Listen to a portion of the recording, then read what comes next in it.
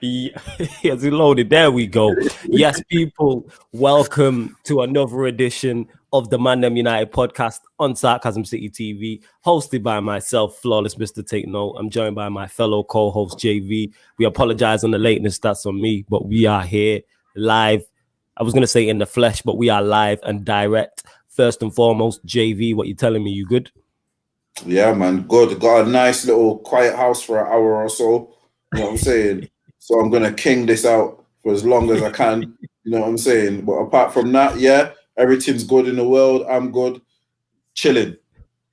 Yeah, man, king of the castle, man. You get what I'm saying and that. So enjoy that peace and quiet, fam. Obviously, I know you're a family man first and foremost. So, like I said, people, when you see JV missing shows, that is why in it, because this family, it's got kids to look after, a woman to look after, etc., etc. But yo, as I always say, hashtag the show must go on. This is the ManDem United podcast on Sarcasm City TV. Like Glazes Out says, who's also a member of the channel, also he says smash the like button. So on your way in to the podcast, before you comment, you know you have to do, people. Big up all the supporters each and every time. Hit the like button on the video, share it across all your socials, and make sure you subscribe to the channel. And when you subscribe to Sarcasm City TV, you hit the notification bell also. So yeah, without further ado, let me introduce the special guest, because ManDem United, we continue to get great special guests on there. It doesn't matter if it's Cubcam, my boy Kovi, who runs Cubcam TV. Doesn't matter if it's man from Capo or Extra like Rob. You know what I'm saying? It doesn't matter if it's a Musa. Doesn't matter if it's a Saeed and Mr. Aaron United. I can keep going. We can continue to get stellar guests. I keep saying this. Better lineups on a daily basis on Sarcasm City TV than your barber, you get me? And your barbers is shut. So you ain't getting better daily lineups than what we're providing. So this guy here, you might have seen him on the Sarcasm City podcast, which is, of course, the current affairs podcast. But he's hilarious. Very knowledgeable also, you get me, especially for his age, extremely knowledgeable. Welcoming my Don Harris to the show. Harris, what you telling me? Bro, big up JV and Flawless, you get me? You already know, bro. Everyone in the chat, big up to you. You know what's about to happen in it, bro, man. Man kind of capitulated still, but it's okay. We move, bloody. You get me, bro? It's calm. We move, man. We move, exactly that. But welcome, Harris. This is your first appearance on ManDem United. Of course, you've been on Sarcasm City podcast numerous times, but this is your first appearance on this show. Yeah, bro, man's gas, bro. Don't get twisted, blood. This is active. This is a bro, this channel's active, you get me? Subscribe to the thing and all of that, blood. You know what it is, fam. Exactly, you know what it is. Like I said, if you're watching on the Twitter, you can follow Harris. His account is in the tweet, as is JV's, as is mine. So make sure you follow us all. Make sure you retweet the tweet, like the tweet. Like I said, big up Glazes Out. He says smash the like button. Facts. One Rovers blog says big up Flawless and JV, smashing the content. Salute to you. He says make sure you subscribe also. Sentiment FC, see that there's so many stellar names. I forgot. Shout out my Don Mina. You get me? You'll be over there on Gold Diggers. You'll see it over here on this channel again. Salute to the whole Gold Diggers podcast. They just had their 2-year anniversary, so salute to them. Get me doing their thing. Big up Sentiment FC again. Says big up the guys, Stormtrooper, JV, and Harris. Salute each big up and every time. And this is probably, you see how we're talking now. This is probably the happiest the podcast is gonna get, because for Manchester United fans, it's not the best. You know what I'm saying? In that we're in bad form. We're not scoring goals. We're conceding a lot of goals. And before we go to Harris first, talking about our defensive problems with Maguire, with Lindelof, De Gea, whoever else you want to add, the same way I had to give an apology to JV about Lindelof, I think I need to give an apology to Harris in regards to Maguire, because he was on Maguire's case constantly. Yeah. And I was like I was to JV about Lindelof, Maguire is not that bad. And I've tried to defend him. You get what I'm saying? I'm a Manchester United fan, so I'm always going to go above and beyond to try and defend the team and players in the team. And it wasn't so much the mistakes Maguire made, because he didn't cost us a goal. It was more so what he said afterwards that annoyed me the most. And not in regards to what it was a foul on Lindelof. Like him saying that, I understand you never butcher your own. You get what I'm saying? And I don't think you should ever criticize your own players publicly. So I understand that. It's the whole, you're not going to come to West Brom and create chances and not create multiple chances. So we're not going to go to West Brom, who are statistically the second worst team in the league, and create chances. Where else are we going to create chances? And that's a mentality thing. And that's my issue with what he said. And if if you had, and to me, that comes from the manager, because certain managers are not allowing it. We're supposed to go to West Brom, who are probably going to get relegated and in the relegation zone and facing a relegation battle for a reason. So if we're not going to go there and create chances with all the creative talent we have, where do we create chances? Are we just going to win every game 1-0 or 2-1? Are we just relying on Martial and Cavani to solely score the one chance they get every 2 games? You know what I'm saying? And that, like, so it makes no sense. So we'll go to you, Harris. What's your thoughts? Firstly, we'll start with the defense in regards to the whole Lindelof and Maguire. Bruv, my thoughts on the centre backs, yeah, they're both dog shit. Right? Both of them are dog shit, yeah. And people are like, oh, but you're being negative. Oh, Maguire's a good player. No, fam, yeah. You see, when you play for United, there's a certain standard, yeah. And Maguire's well below that fucking standard. I'll tell you that now. Oh, sorry for swearing in it, yeah, but he's cool, well below that. He's well below that standard, yeah. And when people are like, oh, but it's not his fault he cost 80 million. Bruv, when you sign that contract, you know how much you're going for, blood. You know how much you're gonna cost, yeah. Big man thing, if you can't fill those boots, bruv, don't sign the contract then, blood. You get me? But listen, everyone's happy to be at United, bruv. The coaches, all these men are happy, bruv. It's a feel-good factor, yeah. But when it comes to Maguire and Lindelof, they're both not United quality standard. The only reason I'll go at Harry Maguire, yeah, and if people say I've got an agenda, yes, I've got an agenda, bruv. He costs 80 million, yeah. I expect him to do some revolutionary shit. He's done nothing. He's been more inconsistent, yeah, than any player on our team, bruv. I swear down. See, this guy playing for the team fucking pisses me off so much, yeah. The fact that he is the captain is the most disgraceful thing I have ever seen in this club. And that's a reflection on the football club, you know. That's a reflection. Man, when we go into Champions League finals and that, yeah, bro, our captain's a guy who's got relegated more times than won trophies, probably, blood. It's jarring, fam.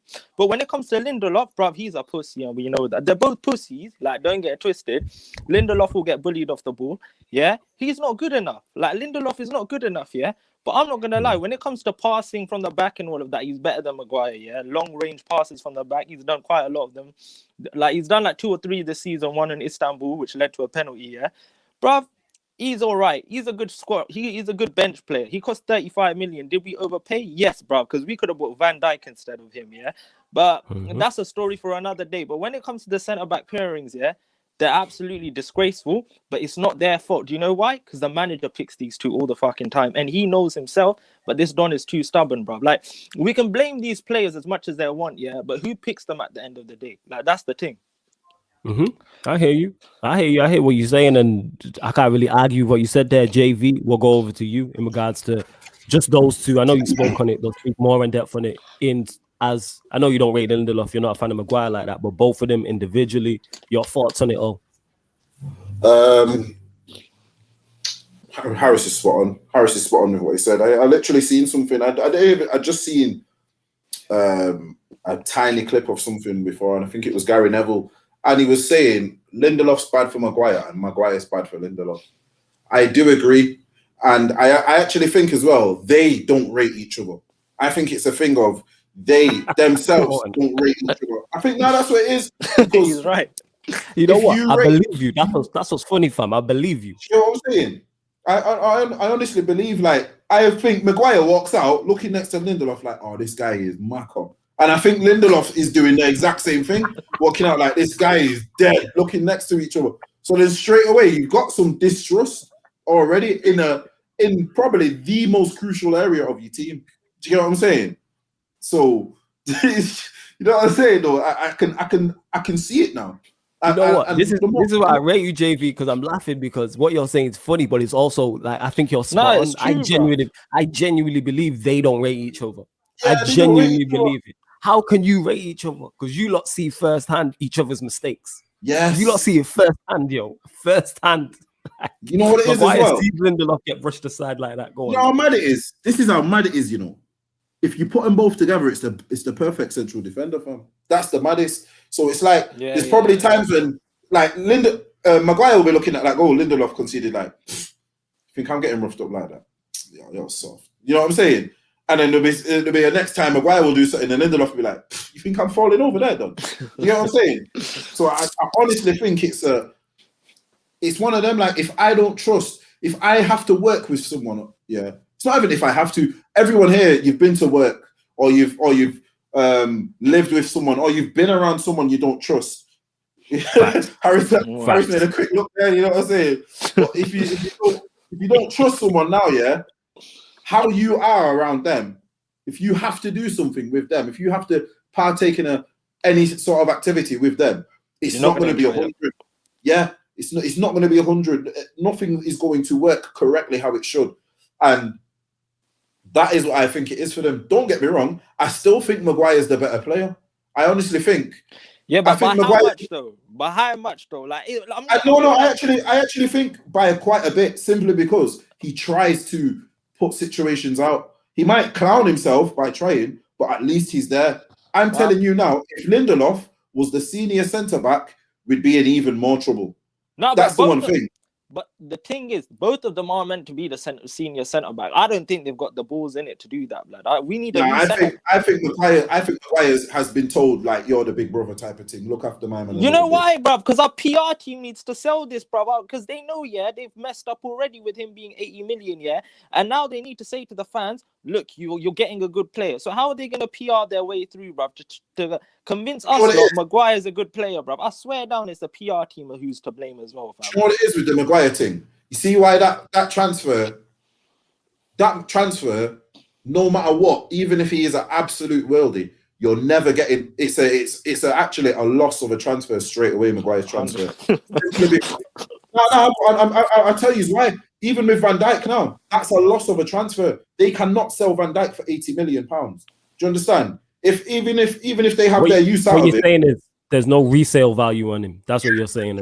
But on an area of the team, you know what it is? If that's a striker, you can maybe get another, you know what I'm saying? And maybe another price like that. You're never going to buy a centre-back for 80 million and sell him for 80 million. You're probably never even going to sell him for, you get what I'm saying? So the Maguire one was a loss already. That's why I don't even believe that Lindelof thing, because the Lindelof instead of Van Dijk thing, because I don't understand how you can buy one for 35 if the other one costs 80. So clearly I think they've asked. Don't get me wrong. They probably asked the price. Yeah. Yeah, and Southampton have turned around and gone 80. Like, don't get me wrong.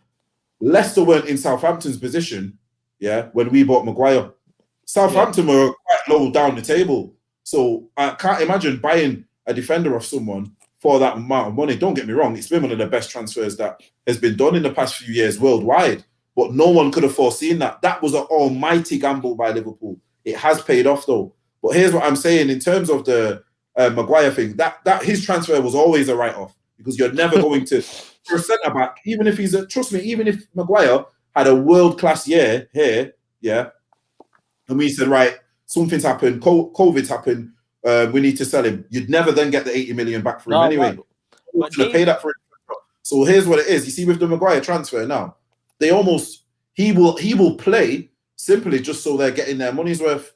Yeah. If you know what I'm saying? Whereas with Lindelof, he plays, but if you lose out, if Lindelof now goes somewhere, you can recoup a little 20 million, 10 million. Do you know what I mean? It's not that much of a loss. Do you know what I'm saying? You're saying a loss ain't as big. I hear you. I hear what you're saying. Do you know what I'm saying? So for me, I think if they're both round about the same level, but the simple fact for me is that the fact that Maguire tries to confront things is why I'd keep him. Because I'm telling you right now, everyone was shouting for an Upamecano. You get an Upamecano and you play him next to a Lindelof, he won't turn into Maguire, but he will be defending against two players. He'd suffer. Because the thing is with Lindelof, he just takes zero responsibility. I'm not a fan of either of them. I've not been a fan of Lindelof for a strong minute. After what I've tried to defend Maguire, but after his performance also against West Brom, and then what he said after, which hit me even further, like that's a mentality thing which I've been very critical of Lindelof in terms of and Lindelof that's a virus to the club, bro. That's a virus that you can't have this in Man United, and you got man saying, the refereeing decisions don't go. Oh, shut the fuck up, man. You cost 80 million, bro. Go do something in the defense line, yeah. Go command the defense. You can't command the defense for shit, yeah. Yes. Every single, like, bro, I've never actually hated a player. Like, if I saw Maguire on the street, I'd walk past my man. Oh yeah, I'm not trying to take a picture with him, blood. I swear down, yeah. That's how much I dislike. I'd tell him his shit to his face. I promise you that. I would tell this guy, your shit. pattern up or fuck off somewhere Yo, else. you better watch you don't catch them hands, bro. Better watch Huh? you don't catch them grease hands, fam. Bruv, and listen, Better I don't care, blood. You get me, bruv. Listen, bruv, it don't matter, blood, because man will be ready, yeah. I don't give a shit. If it's Harry Maguire, yeah, my frustration will be let out, yeah. Listen, this guy is simply not good enough for the club, yeah. We always talk about, oh, but he needs a far centre back, yeah. Here's a mentality issue, yeah. Van Dijk, you were talking about earlier, JV. All right, maybe they might not get 80 million. It equals 70 million, yeah. Maybe they might not get 70 million. But, bruv, they've won a Champions League, a Premier League, a Club World Cup, a Super Cup, yeah. We're not getting any of those. We're not getting any of those anytime soon, bruv. You know why, yeah? Because I think Van Dijk's at least got the mentality, and that's the problem, bruv. Oh, like, yeah, 100%. And you've got, you know what it is with the Van Dijk thing? You're making a very good point there, Harris. At least Liverpool, if Liverpool had to cut their ties with Van Dijk tomorrow, they've had their money's worth. Yeah, do you get what I'm saying? We've not won they've those had trophies. Their out of it. If they, literally, they could really sit there and say, you know what, us buying Van Dijk and Alisson has won us 3 trophies. I'd go with 3 trophies in about 3 to 4 year space of time or whatever it is. That's probably if you say 130 million right now wins you these trophies or however much it was, might be like 140 or whatever. I think Alisson was like 60 mil. So what roundabouts them type of figures. If you said to Liverpool, give me 130, 140 million 3 years ago and you will win these trophies, they would have snatched your hand off. Do you know what I mean? And this is where I think this shows how much of a problem it is with the club, because a lot of the decisions we've made now in the past few years, I think have been made in haste of what everyone else is doing. I think we only get in Mourinho because City got Pep.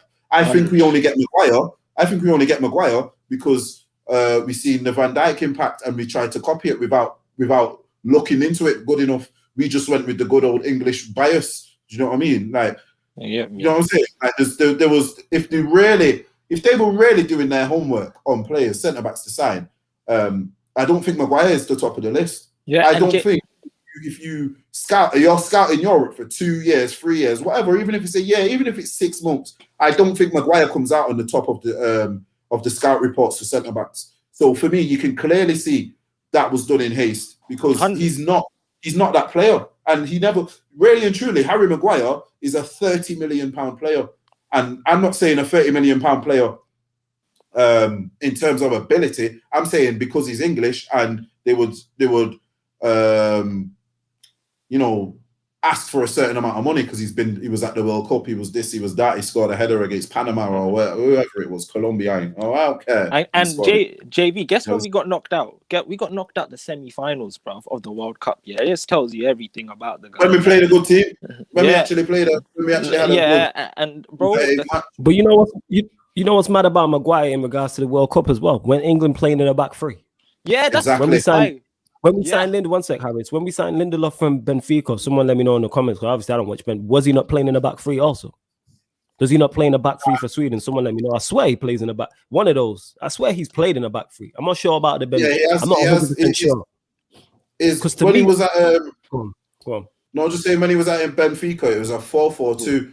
But it's a very it's Jorge Jesus, that manager. Very old-fashioned, so it's quite defensive, and then it allows. See that team he's playing in? It's literally like the two CMs are basically defensive midfielders, like we play now, basically. And then one of the wingers, what he has is like a defensive winger, and then the other winger is attacks, and then you have a player playing off a centre forward. So in that type of set off, Lindelof would have had 2 sitters, actual sitters, not a Fred and a McTominay, whose first thing is to go forward. He's literally there with 2 actual sitters, defensive midfielders in front of him.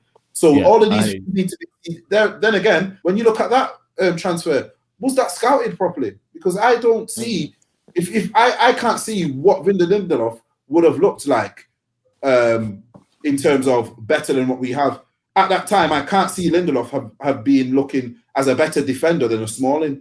I can't see it. I can't see Lindelof looking as a better defender than Bailly. Do you know what I mean? Then Rojo. I don't think he's a better defender than Rojo. I actually don't. I don't. Rojo's a bad. You know what it is? Because it's a whole. Again, it's the whole having a lack of ability is cool, and this is why I rate Maguire higher than Lindelof, even though I'm just mad at both of them at the minute, and this could be very reactionary. But it's like at least Maguire, like you said, attempts to stop things. It's like Lindelof, when my man scored the goal against him for West Brom and that the B-Tech Mane, as Aaron called him, it's not like Lindelof was off balance. It's not like he shrugged him to the ground.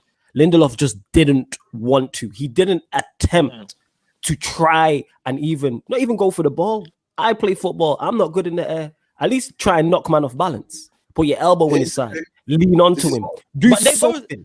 They both got bullied, bruv. They both, that West Brom striker, yeah? No. With the West Brom striker, you're talking about him falling over, but that's more so, at least Maguire, if that's Lindelof, I don't even think Lindelof tries to go across and cover. That's what I'm trying to say. Maguire, at least Maguire is there. Yes, he shouldn't have fell over. It was terrible the way he's done it, but that is just, you say he's not good enough. That's an ability thing. He's there. Like Lindelof is just very passive. West Brom had a free kick. I said this when the game was on. I think it was like 5-10 minutes after West Brom had scored. And again, the same guy, the B-Tech Mane, it was a free kick they had. They whipped it in. He's headed it over the bar from like the penalty spot. So further out than the penalty spot. I can't remember exactly where it was. And Lindelof just let him head it.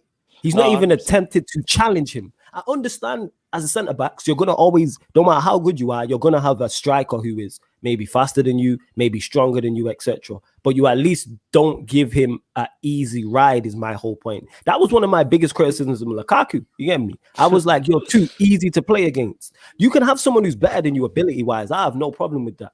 Maguire and Lindelof ability-wise are not world-class defenders. Both I'm saying don't make it easy. Lindelof made it easy for my man. You know what I'm saying? Yeah, that's my whole point. At least knock him off balance. Nudge him. You know what I'm saying? 100%. Grab his arm, do something. You know what I'm saying? Or you're just not there, hologram. But yeah, go on, Harris. And you'll get the likes up people. Bro, like the thing, we got over 30 people watching across all platforms right now. Hit the likes, man. Keep subscribing, etc., etc. But yeah, go on, Harris. Yeah, so let me say this here. All right, fair enough with the West Brom thing. You can say that's a one-time thing. But Calvert-Lewin absolutely done the same thing to him as well, bro. Brushed Maguire off the floor like that as well, yeah?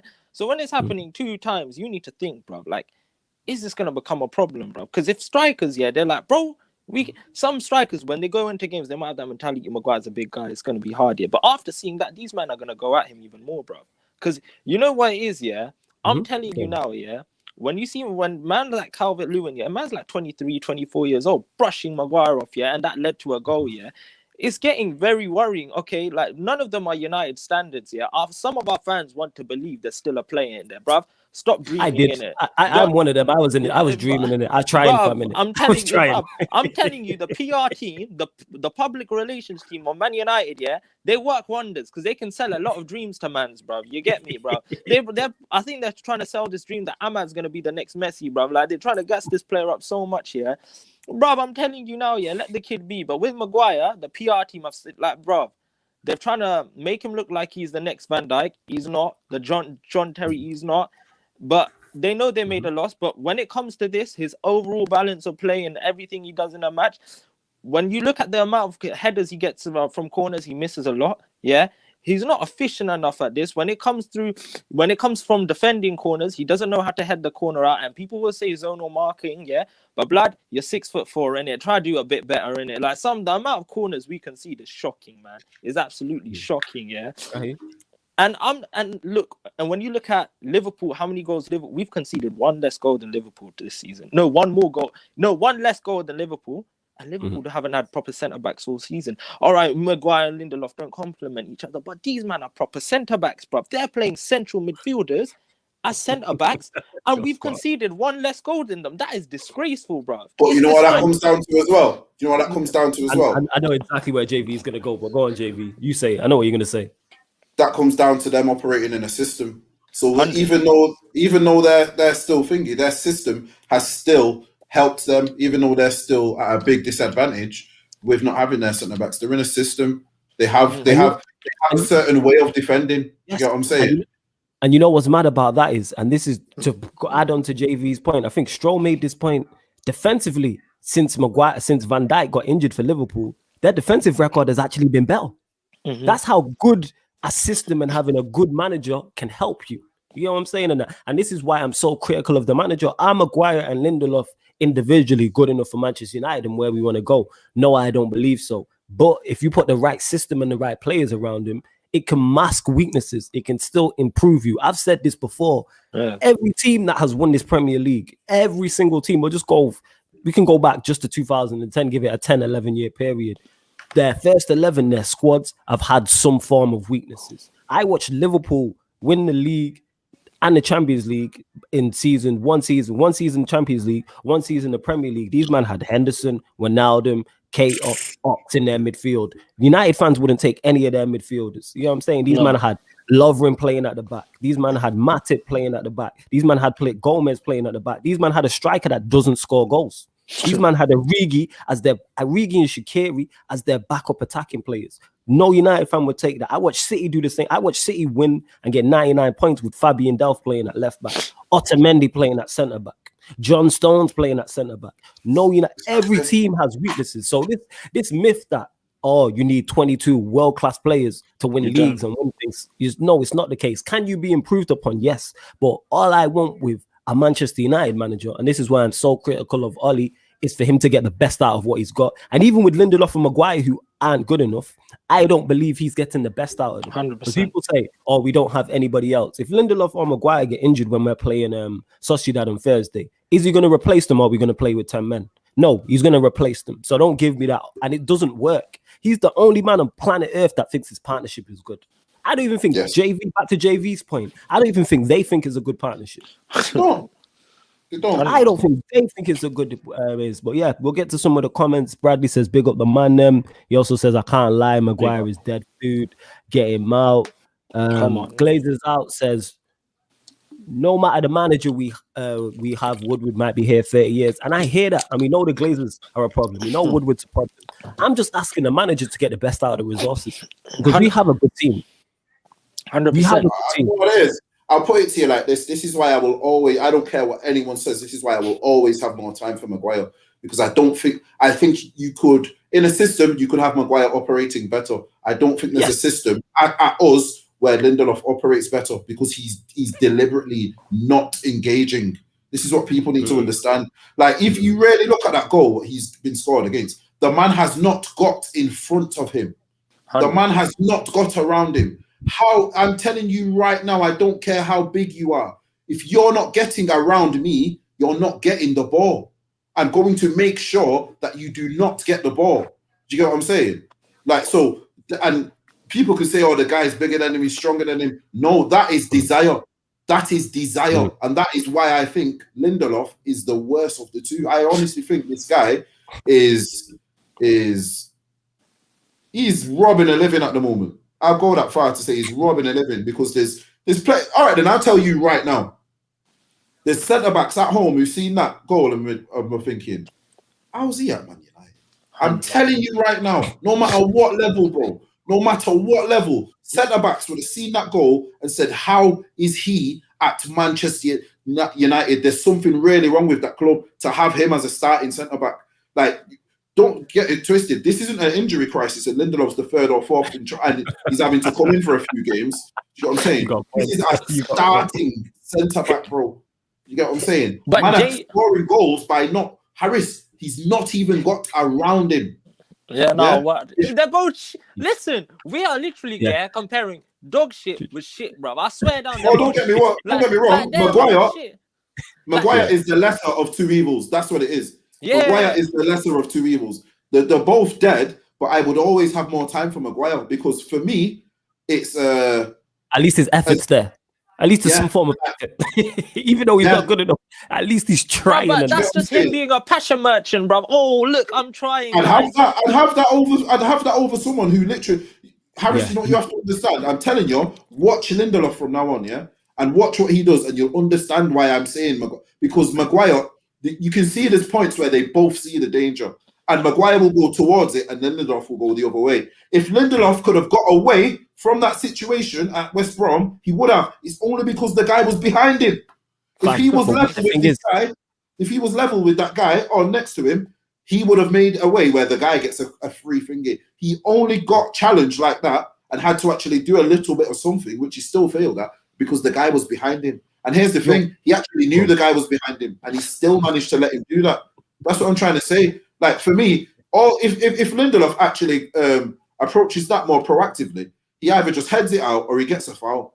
Do you get what I mean? Or he does. He can do. He can clear it away. He can do whatever. Smash it back into the stand. Have another corner. Do you get what I mean? We regroup. You know what I'm saying? But the whole fact is that when you're teaching, when you're coaching, yeah, when you're coaching or when you're teaching, like kids to play football, that right there is criminal. Like literally, that right there. If you did that in training, yeah, you probably. All right, I'll put it to you like this. I don't know, maybe under OLE, but I'm telling you, under certain managers, if someone scored a goal like that against you in training, you do not see the match day. You do not see it because they will identify it from there. Yeah, this guy's not on it. Do you get what I'm saying? That's where a man will be like, yeah, he's not. There's something up with him because I don't know how you allow someone to do that to you. Like for me right now, yeah. If you would have said to me that was Lindelof's debut, he's 17. This is his first ever minutes for the first team, and a veteran striker's done that to him. I'd be like, okay, yeah. But the guy's 27, bro, 28, whatever. That's ridiculous. The amount of experience you have in that position, and you're letting someone do that to you. You get what I'm saying? And this is why I honestly think he doesn't engage, because he knows that when he does, that's how he's going to get dealt with. That's why I think he doesn't engage on the normal, because he knows he's not up to scratch on the physical side. I don't care. I'm not in no sort of athletic shape. I will have Lindelof off if we had to tussle for a ball. I know I would, because I'd stand my ground, and he probably won't be on it after a while. Do you get what I'm saying? You should give him a whack. Pretty much. You give him a whack. If I was to play him, he would be a classic. Bro, man's like step on his toes in the first minute. Step on Lindelof's toe in the first minute of the game. You'd have him for the rest of the match. He wouldn't want the physical with you. And big up Dan United TV, who says, facts, how can we concede at least one goal a game? And they have Freddie McTominay protecting them too, not good enough. Make sure you subscribe to Dan United TV. That's 100%. My guy, Daniel. Check out his match reactions when he posts up on his Twitter. Hilarious. So subscribe to his channel, go support and that. But yeah, go on, Harris. Bro, like, you know, with Lindelof and Maguire, yeah, I personally think they also have a mentality problem. Like, since the moment both of them have come from the club, yeah. But what JV was saying, yeah, Lindelof does get bullied. Can you imagine Lindelof going up against Michael Antonio if he played on West Ham? I said that the other day. I said, you know what, Antonio's not playing. I said we got a chance. Yeah, and we only scored 1-0, yeah. We scored 1-0, yeah. Bruv, I am telling you now, when these two play, it's calamitous, yeah. It's like they're worse than Jones and Smalling, in my opinion. They are generally worse than honestly, you know what, Harris? I swear to you, Harris, you're not wrong. You're not wrong. How have we ended up with another Jones and Smalling?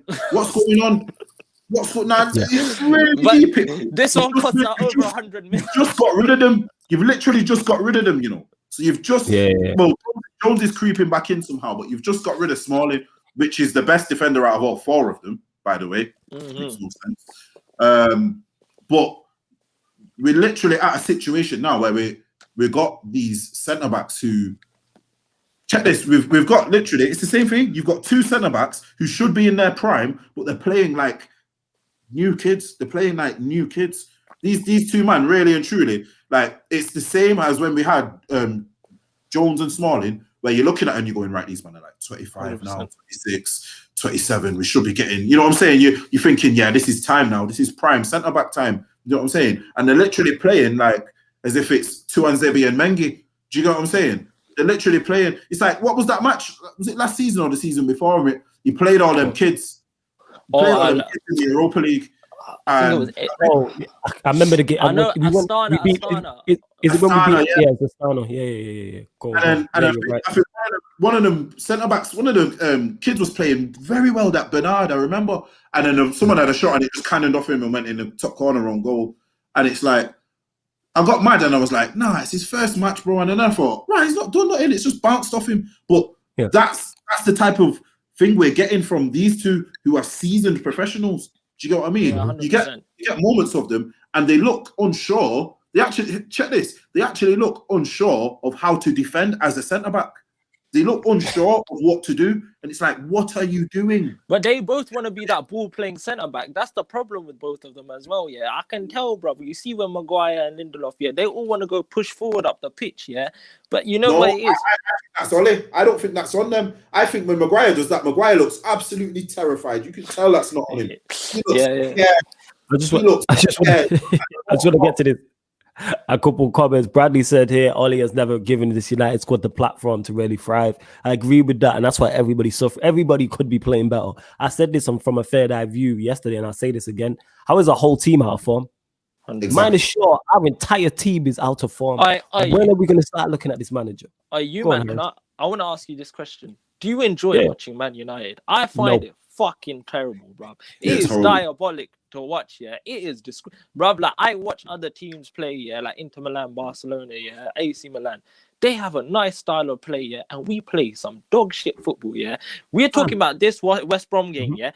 The other one, we beat them. We got saved by a penalty, and we played absolute dog shit in that game as well. They could have, they could have beaten us in the last one as well, and that's what makes me like a lot of the results. Like Wolves, that was such a boring game to watch. Yeah, we got lucky at the end, fam. You get what I'm trying to say, bro? Like West Ham, that was a dog shit game as well. But people, they see the results and it blinds them from the performances. A performance is the reflection of a result. If you're grinding out results, not performing very well, yeah, it's gonna come back at you one way or another. And now it's coming back at us, bro. Like you can tell, because when you see Man City play, they're playing. When they played Liverpool and Tottenham, they played so well. It was a nice game to watch, yeah. Even that Liverpool-Leicester game, that was a good game to watch, yeah. But when we play, yeah, it's dog shit. Even against Chelsea, Arsenal, City, Liverpool, we've had terrible performances this season and we've been getting away with it, yeah. A lot of people are like, oh, but as long as we're getting the results. It's not all about results. A performance is an indication of how we're going to do in the future as well, fam. It is, but it's what it is, man. I hear that. Vibe, no, you're spot on. And the thing is, that comes down to, like I said, systems and patterns of play. And even though, again, Lindelof and Maguire ain't good enough, a better system gets more out of them. This is why whether you agree Maguire is worth 80 million or not, there's a reason that they could put that price tag on him, because they had him in a system that was working. Benfica had Lindelof in a system that was working. Carragher said it best. He said, the majority of the players Manchester United have signed, and I'd say especially under OLE, nobody was looking at these players thinking, wow, why have Manchester United signed him? He's a bad player. He's not a good player, blah, blah, blah, and all this type of thing. So when they get here and all of these talented players seem to be suffering, when are we going to start looking at recruitment? Then when are we going to start looking at the manager and thinking, why have you not got it in mind? You want to sign Maguire. Cool. Understand that. What's Maguire's biggest weakness? Pace. So, okay, in my mind, and I don't have a UEFA A or B license, let me put a quick centre-back next to him. So then if Maguire can step out, the centre-back can cover around. We know Bailly's injury-prone, so why not go and why am I sticking him with our slowest centre-back? Out of Axel, Bailly, and Lindelof is the worst fit for Maguire. Whether you rate Bailly or not, whether you rate Axel or not, he's the worst fit. Because Maguire, when he plays next to Bailly, doesn't look this bad. Minus the 6-1 against Spurs, which was a one-off game. He doesn't look that bad. And that's my point. Yeah. Lindelof has played with all of this is why Lindelof's got no say. Because I knew Lindelof was shaky when he was next to Bailly before we've bought Maguire. This is why I'm saying I've got no time for him. You're shaky under two regimes. You're shaky under two regimes. You was a bit shaky under Mourinho, fam. I'd never. You see me. I don't understand the centre back who ain't got timber, fam. I don't care. You got as a centre back. You got to have some sort of physical presence. Do you get what I'm saying? Lindelof looks like that soft bouncer who you just tumble. You know what I'm saying? That one. Or something. You know what I'm saying? Lindelof's not supposed to be there. And when you're talking centre backs, Lindelof's doesn't come into that argument. This is what I'm saying. Man will try to tell me Lindelof's good. You name me the top 5. You name me the top 10, maybe even 20 centre backs in the league. You don't say Lindelof, but someone would actually throw Maguire in there. Do you understand where I'm coming from? He's not getting in my top 10. I wouldn't, but people would. Actually form in the conversation. Yeah. Based off his Leicester and his England. You get what I'm saying? But man ain't going in Lindelof because bro, this guy is dead. This guy is, trust me, man. I don't see this Mengi we sent on loan. You might as well play these people, you know. Like, don't think about it. This is how bad these two guys are, you know. This is how bad these two guys are. You've literally got Phil Jones, bro. You've sat him at home for a year. You've not even had him in the stadium, you know, bro. He's not even been in the He's stadium. stealing a living, fam. He's stealing a Bro. living. No, but here's the thing, Harris. He's been added back to the 25-man squad. That shows you how bad these two men are, that you've actually had to go, right, what can I do? Actually, wait, hey, Phil, come Bruv, here. you know what it is? Phil Jones has been seeing how shit these men are. He's like, bruv, I finally got a chance again, bruv. Like, he probably thinks he's better than these two, bruv. I'll be real, fam. Now, you know what? I swear to you, the more I think about it, my man knows he's dead, but he will probably even be thinking, no, at least I would have fumbled. You know what he's thinking? He's thinking, I would have fumbled that one out for a throw-in. You know what I'm saying? I would have fumbled that one out at least. You know what I'm saying? I would have fell on that and it would have went, and it would have been a shaky one and the keeper pick it up. You know what I'm saying? Like, but you know what? How bad has the situation got? This is why actually I'm going to put it out there. I rate Phil Jones more than Lindelof. I wouldn't want to have him in because Jones would actually do the same thing. He would actually try. He's just not good enough. He'd try. Do you know what I'm saying? And on certain occasions, him trying would actually get you out of a goal. But with Lindelof being so passive, anytime he has to defend right now, I feel as if it's going to be a goal. If it's a certain type of situation where Lindelof is defending, I'm thinking goal. Maguire will still be able to get you out of certain situations. Maguire is still, for me, Maguire's a natural defender. How good he is a different argument. But he's a natural defender. I don't see a natural defender in Lindelof. Lindelof, for me, looks like someone who's probably played centre mid for years and been converted. He doesn't, similar like to a David Luiz, they've not got that natural defender, centre back, nasty streak. They don't want to defend. They want to get on the ball and play. Certain centre backs who will literally, who would love playing the top players because they love to defend. You know what I'm saying? They will literally love to be sliding around, tackling, intercepting for 90 minutes because that's what they love. I honestly think Lindelof wants the match to end as soon as it's begun. Right, come on. But that's I think it is. I think it's a job. I honestly think football's a job for him. It doesn't look like it's a passion. Like something he's passionate about. And I think I think that's been a problem for a lot of the players we've had in the past few years. You know, a lot of these man, this is just a job. Do you get what I'm saying? But you want see when man are throwing around this passion merchant thing. Sorry, you need them people. I don't understand why you wouldn't. If this is any sort of, you have to understand, football is a team game, and a team game is you've got to kind of run it. The most effective teams are run like businesses. You need certain people with their attributes which fit into what you need. Do you get what I'm saying? So for me, in a team game, I'd have a passion merchant 1,010,000 times over someone who just sees it as a job, because you're going to get more out of them. You need the passion merging, but again, it's a mix as well. So you want someone to have passion, but then have talent also to go with that. You get what I'm saying? And that. So you can't just be so. Yeah, and I'm not saying you're not saying that, but have passion and then have skill set to go with that. But then if you add passion to a solid skill set, that can make certain skills better in that. What did he always say? Oh, if you took away the passion from certain players, they wouldn't be as good. Roy Keane was a fantastic player. You know what I'm saying? Technically, he was a good player. Short passing game on point. You know what I'm saying? But his passion helped him. That added on to the player that was already there, mentality. So that's what I'm saying. When you if you took that away from his game and just had his skill set, would he have been successful? Yes. But that added so much more to it. So that's why it's a mix. I think you need, like you said, it's 11 men. Adding the bench is a squad of 15, 18, whatever. So you need a mix. But you need people with actual skills in that. And these two are just not good enough. Big up to everyone in the chat, mods. Let me know how many likes we are on, please. We got over 40 people watching across all platforms. Yo, get the shares up, get the likes up. Also, the Sarcasm City TV membership is available, people. So underneath this video and every other video in the description, all you have to do is click the link and you can join the Sarcasm City TV membership. You get plenty of perks, availability, the ability to buy Sarcasm City merch, guest appearance on a show of your choice, shout outs at the start of shows, exclusive members only shows, etc. So go check out the perks and subscribe to the channel also, man. Sarcasm City TV, roll to 2,500 subs in it. So yeah, man, keep hitting that subscribe button, and when you hit the subscribe button, hit the notification bell also. And we've been talking about Lindelof, Maguire, and everyone's been making points about our defense. I've seen people mention the double pivot, the two DMs with Fred and McTominay. But this is why, again, I am so critical of this manager, because it falls back on him. Because at the end of the day, you continue to play Fred and McTominay as two DMs. Away to West Brom, you have conceded the most goals at home. You continue to play Lindelof and Maguire together. Maguire was your signing. You know what I'm saying? You want to play attacking football and out from the back and play out from the back, but then you sign Wan-Bissaka, who's fantastic defensively, but needs to work on his game offensively. So now you're showing his weaknesses because it's like, and he has no right winger in front of him. So he's in the worst possible predicament. You know what I'm saying? People say this all the time about Rashford. Rashford's decisions making is no good. Rashford doesn't know what he needs to do on the ball when he gets it, blah, blah, blah.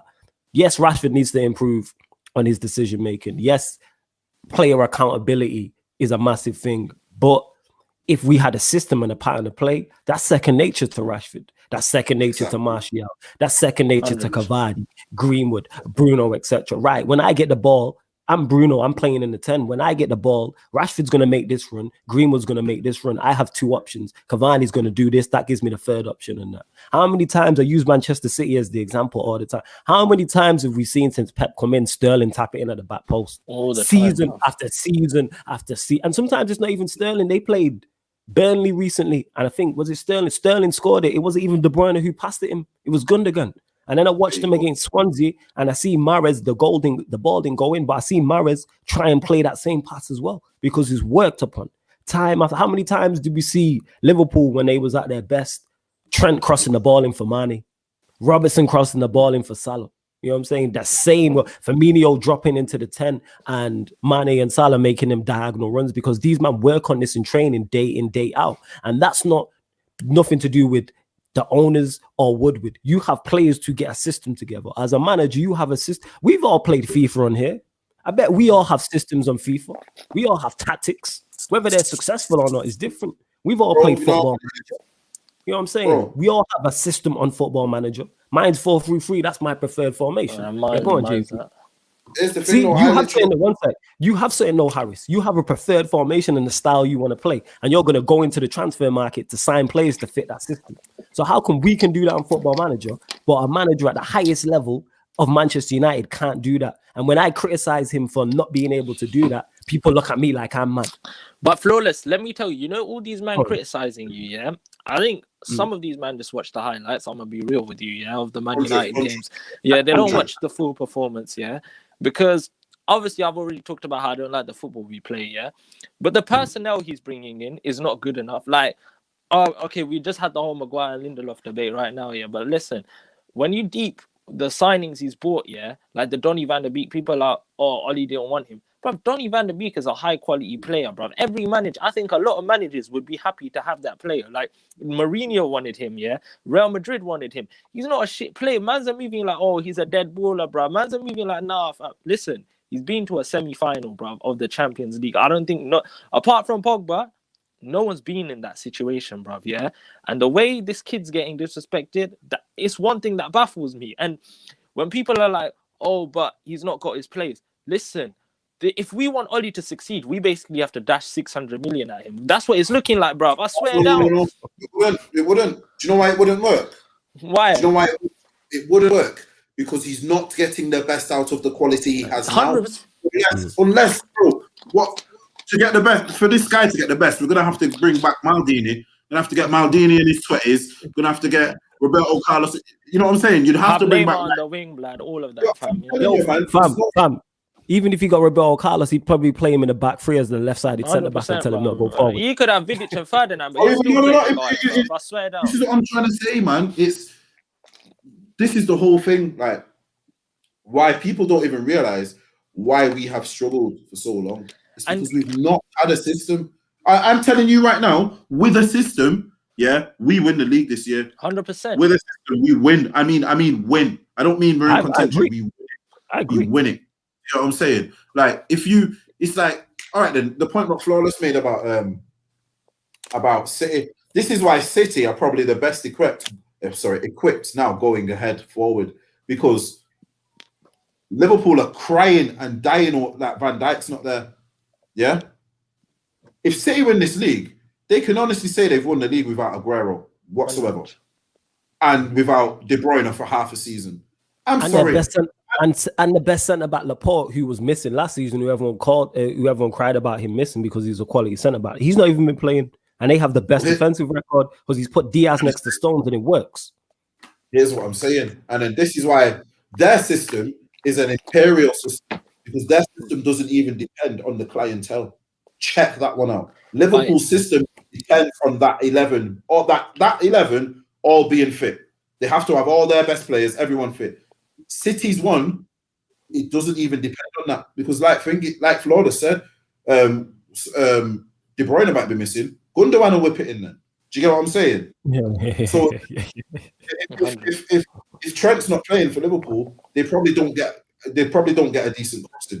Do you get what I'm saying? Same for Robertson. Do you get what I mean? You know what I mean? So that's why I'm saying there's systems, but there's also a difference in systems. Liverpool's system is dependent upon those 11 players being available. Pep's system, you have to really understand, Pep's system's not dependent on those 11 players because Pep brought the system from Barcelona to Bayern to City. This is his thing, bro. We're just Bruno and inshallah, bro. I swear that if Bruno's not working, fam, that's it, blood. We're fucked, bro. I swear that. Or sometimes it's Rashford and inshallah. You never know, bro, with this team. This is the point I'm trying to make about us. You see, Rashford now. Then people will moan and say Rashford's decision making is terrible. Rashford's decision making is terrible because every time he gets the ball, he has to do a highlight reel moment. Yeah, yeah. It's not actually like. So point it like this. De Bruyne knows all I have to do is I need to make some sort of space for myself and I can whip it to that back post. Or I can play it into this channel and so will be there. I can play it here and so will be there. Do you know what I'm saying? Whereas Rashford it's almost like it's playground-esque. He literally has to do a moment of magic, beat minimum 3 man, yeah, and then look up for a pass. He then has to try and think where someone will be. Not, I'm going to put it to this position. I know Cavani will be there. I'm going to put it to this position. I know Bruno will be there. So that's what people are not understanding about our team. People say, yeah, you know, he obviously doesn't rate Van de Beek. No, he doesn't know how to use him. He doesn't know how to use him. Because let's keep it real. Ole Gunnar Solskjaer has come up in a team where he's never played with a 10. Check that one out. He's never played with a 10. He's never in his career played with a 10. People need to understand that.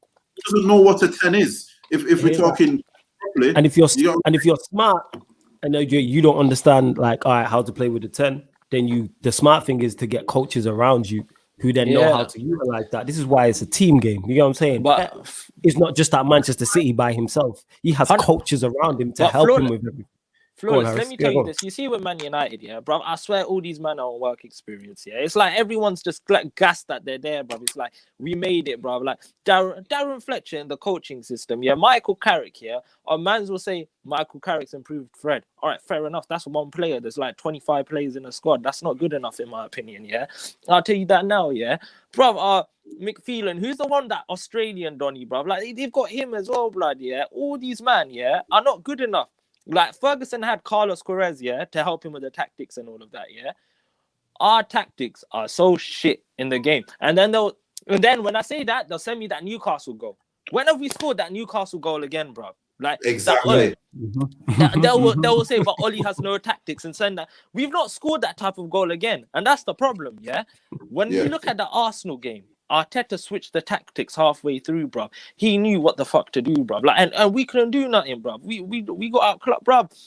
If they had better players, we would have lost that game, in my opinion. And here's the thing. And they didn't have Saka and Tierney. And, bro, and I think the standards of the fans have gone down because they're like, I saw one fan saying, I just want top 4 this season. Bruv, if you want top 4, go support Arsenal, innit, bruv? Because you know what, yeah, man grew up with us winning Champions Leagues, Premier Leagues, yeah? And they're like, oh, but the board hasn't backed him. Okay, yeah, the board hasn't backed him, okay. No, I'm not having it. The board's backed him. You know what it is? With that I'm talking about this season. You know why no one can ever say the board's not backed him? They gave him an £80 million centre back. You get what? He's bought Ahmad Traore for £37 million. Yeah, are you telling me there's not a wing? Ziyech got bought for that. So Ziyech might have not been great, but Ziyech might have not been great so far for Chelsea. But Ziyech got bought for £37 million. What? You just spent on an unproven kid. So this is why I'm not having anyone say that he's not been backed, because you know what it is. The more time thinking, why am I going to give you this big screener? They probably don't rate him. Do you get what I'm saying? If I'm not gonna, if I've got someone in charge of running my business for me or doing something for me, and I don't rate you, I'm not giving you the best equipment, fam. What am I giving you the best equipment for? Why? Why am I giving you? Exactly, and you're spot on. And here's the thing with that also, when people say that, was he backed fully? No. No, that's what I mean. That's what I mean. But was he? Yeah, but people, I'm not. Yeah, I know that's what you're saying, and that's where people get mistaken. Was he backed fully and got everything he wanted? No, I don't believe so. But was he backed and still signed players? Yes, and again, it goes back to what JV just said. Are you getting the best out of the resources you have? No, you are not. You have spent the most money OLE has spent is on our defense, and our defense is our worst part of our team. Make sense. You signed a right back, you signed a centre back, you signed a left back. Yes, Shaw's form's improved, so Tellers is not that. So Tellers hasn't been playing. So like Tellers has been playing bad. Shaw's just been better. But if you sign a left back, a centre back, and a right back, I expect my defense to be solid. I'm sorry. You signed 3 out the 4. You know what I'm saying? 3 out. So clearly something is wrong. And the thing is, even Maguire, I don't think he's as bad as people make out. The 3 out of the 4, I actually think are good, especially the 2 fullbacks. You know what I'm saying? And even those 2, you've had people doubting Wan-Bissaka at times. You know what I'm saying? I just want to get to this comment though by Slens Talk before you go. He says, everyone talks about individual brilliance, but the truth is that's part of every team. Even the great Barcelona relied on Messi's individual at times. Why is OLE beating with that stick? Slens Talks, this is a great question. And you said there. Relied on, no. The reason why it's a great question in terms of because the way he's put it and we can respond to it. So like when people say this, you said it there, Barcelona, the key word, this is a key word you've used you've answered your own question, Slens Talk. You said Barcelona relied on Messi's individual brilliance at times. There has to be a balance. There needs to be a balance of both.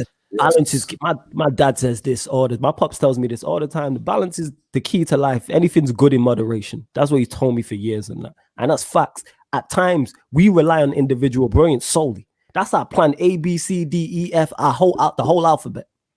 Our plan is individual brilliance. And literally, Ryan said it when we did the Q&A. He said, all that was missing for the game against West Brom. The only difference between the West Brom and the Fulham game is that we didn't have Pogba there to score a worldie. 100%. That's literally the only difference. You see what Cavani, it is? Go on. Go on.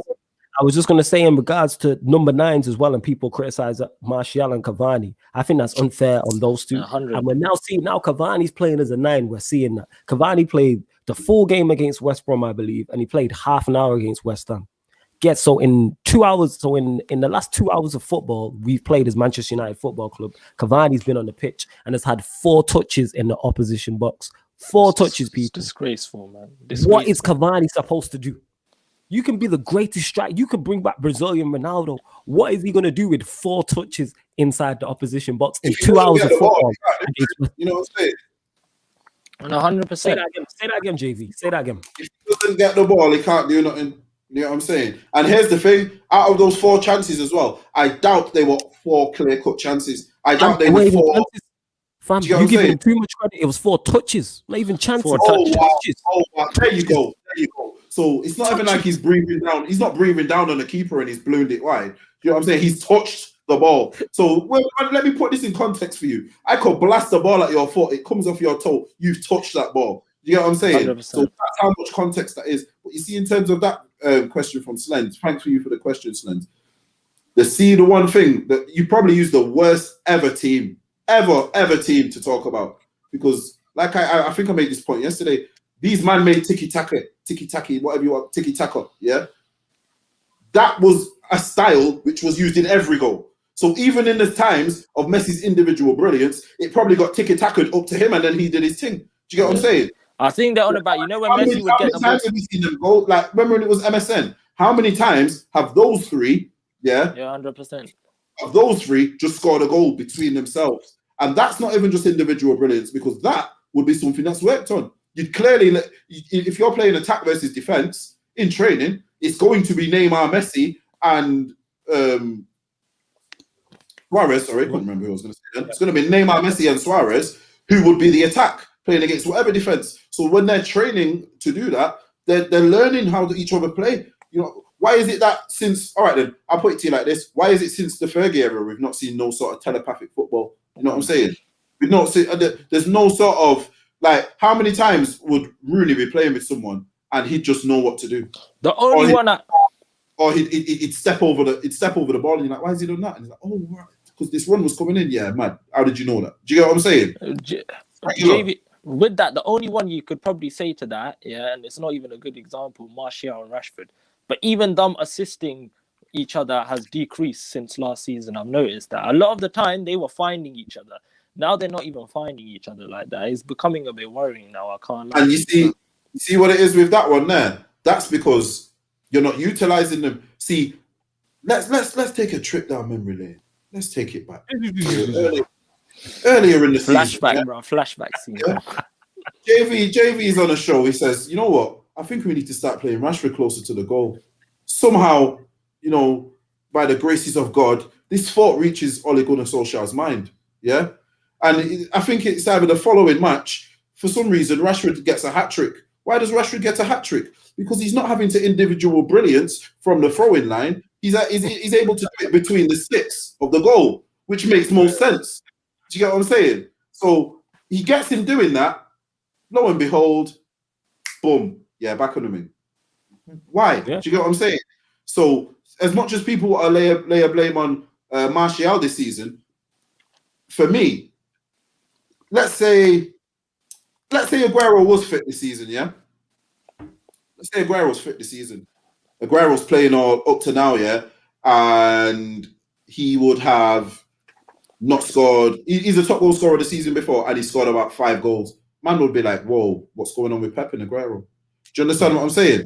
But none of Martial's finger is down to Ole. For me, none of Martial's being inconsistent is down to training or this or that or not. It's all on him. Do you get what I'm saying? And then look, like this comment now. See, I'm going to get to this. So B1 says, you do realize United have lost 1 in 23 in our comp. Social media demands win every games or bust. This error is killing the sport. No. So let me I can only speak for me. JV can only speak for him as well. I'm not demanding that we win every game. What I'm demanding is, one, we have a style of football that is, we actually play good football with the ballers we have. We utilize them to the fullest also. And we win more games than what we draw. Because you said we've lost 1 in 23. How many of those are draws? Because we've won 1 game in our last 5 in the Premier League. Exactly. So we're not in good form. Being undefeated is all well and good, but how many draws are in there? You know what I'm saying? And he's been here 2 years also. So this is why I'm critical of this manager. Just get more out of what you have. Our football is awful to watch. And if you look at Liverpool and City, I use them as examples. When they've won the league, not so much City this season, but in previous seasons, they've played good football. You can play good, attractive football most of the time. I don't mind the defensive performance when we go away to Anfield. Fergie used to do it all the time. Go away to Anfield and shut up shop. Maybe go away to go away to a Chelsea and shut up shop. No mind in that. But we shut up shop against pretty much everybody. We went to West Brom on the weekend and played 2 DMs. That's unacceptable. But you know what, Flawless? That's the mentality of the manager, bro. I've noticed this year in games when we're not doing anything, my man moves shook in it, blood. Like he's actually moving, like his face, you can tell in it. Like he plays for his job. My man plays 11 players, yeah, and he'll literally burn them out, yeah. Look what he done last season with Matic, Pogba, Bruno. All the time, these men were playing every 2-3 days, yeah. He doesn't care about if they get injured. Look what he done to Rashford, yeah. It's getting out of hand now, bro. I'm gonna be real, yeah. And that's my worry. Rashford's 23 years old. He could get burnt out. Hopefully he doesn't, like Rooney. But these men don't give a shit. He doesn't give a shit like that, bro. I've seen him play Bruno every game. You know how he's playing Wan-Bissaka every game, yeah, man? We'll talk about how Wan-Bissaka's been playing bad. Bro, how do you know the guy's not tired, bro? Every single game. Lindelof, Maguire playing every single game. Fred and McTominay playing every single... It's not normal, bro. No, he doesn't... Even if the board gave him new players, he would still play the same 11 every single time. So what's the point of buying this fucker new players, bro? Do you get what I'm trying to say, bro? And to Jeremiah's point here, because Jeremiah also says, hey, shout out to my guy Jeremiah, because you're the most optimistic Manchester United fan I know. I wish I had your optimism in my genuine life. But you say Pep spent 500 million on defense. But here's the difference, though. Pep got results. That's money in the bank. That's why City can have the season they had last season, and their fans ain't screaming and shouting. When Fergie had his moments when United weren't doing too well, because he's Fergie and he's won league titles, we're like, okay, you'll probably get us back to the top and we'll win. Same way with Liverpool fans now. I haven't seen a Liverpool fan I personally know or on social media saying Klopp out or concerned about Klopp because of what he's done for them already. It's money in the bank. Klopp has won them a Premier League and a Champions League. Pep has won back-to-back league titles at City. He's won FA Cups. He's won He Carabao deserves Cup. it. So you deserve time. You know what I'm saying? We've given Ollie time. He's won us nothing. Flawless. Let me say semi-final. Let me say this, yeah. This is what's worrying me, and I pray this don't happen, yeah. If Tottenham win the Carabao Cup, yeah, we're the only top 6 team since 2018 to not win a trophy, bro. Let that sink in. There you go. And you know what? If I'm being 100% honest, if I'm being totally honest, I'm not fazed by that, because that will go tits up. Because if you really deep it, the same guy who done that for us is now there. So look, I'm not fazed by Tottenham winning the League Cup, because for me, I'm not fazed by it. But I get what Harris is saying in terms of, because people will use this form chart and go, "Oh, in the past year, Ollie is top of the form chart. All well and good, great form, whatever. What have we won? I want to see my team win trophies and win winners' medals and that. So in this form, so if we're clear with everybody in this form chart and everyone behind us has won trophies, what happens if they get better and we get worse? So even at our best, we're not winning trophies. But yeah, go on. But Flawless, let me tell you this.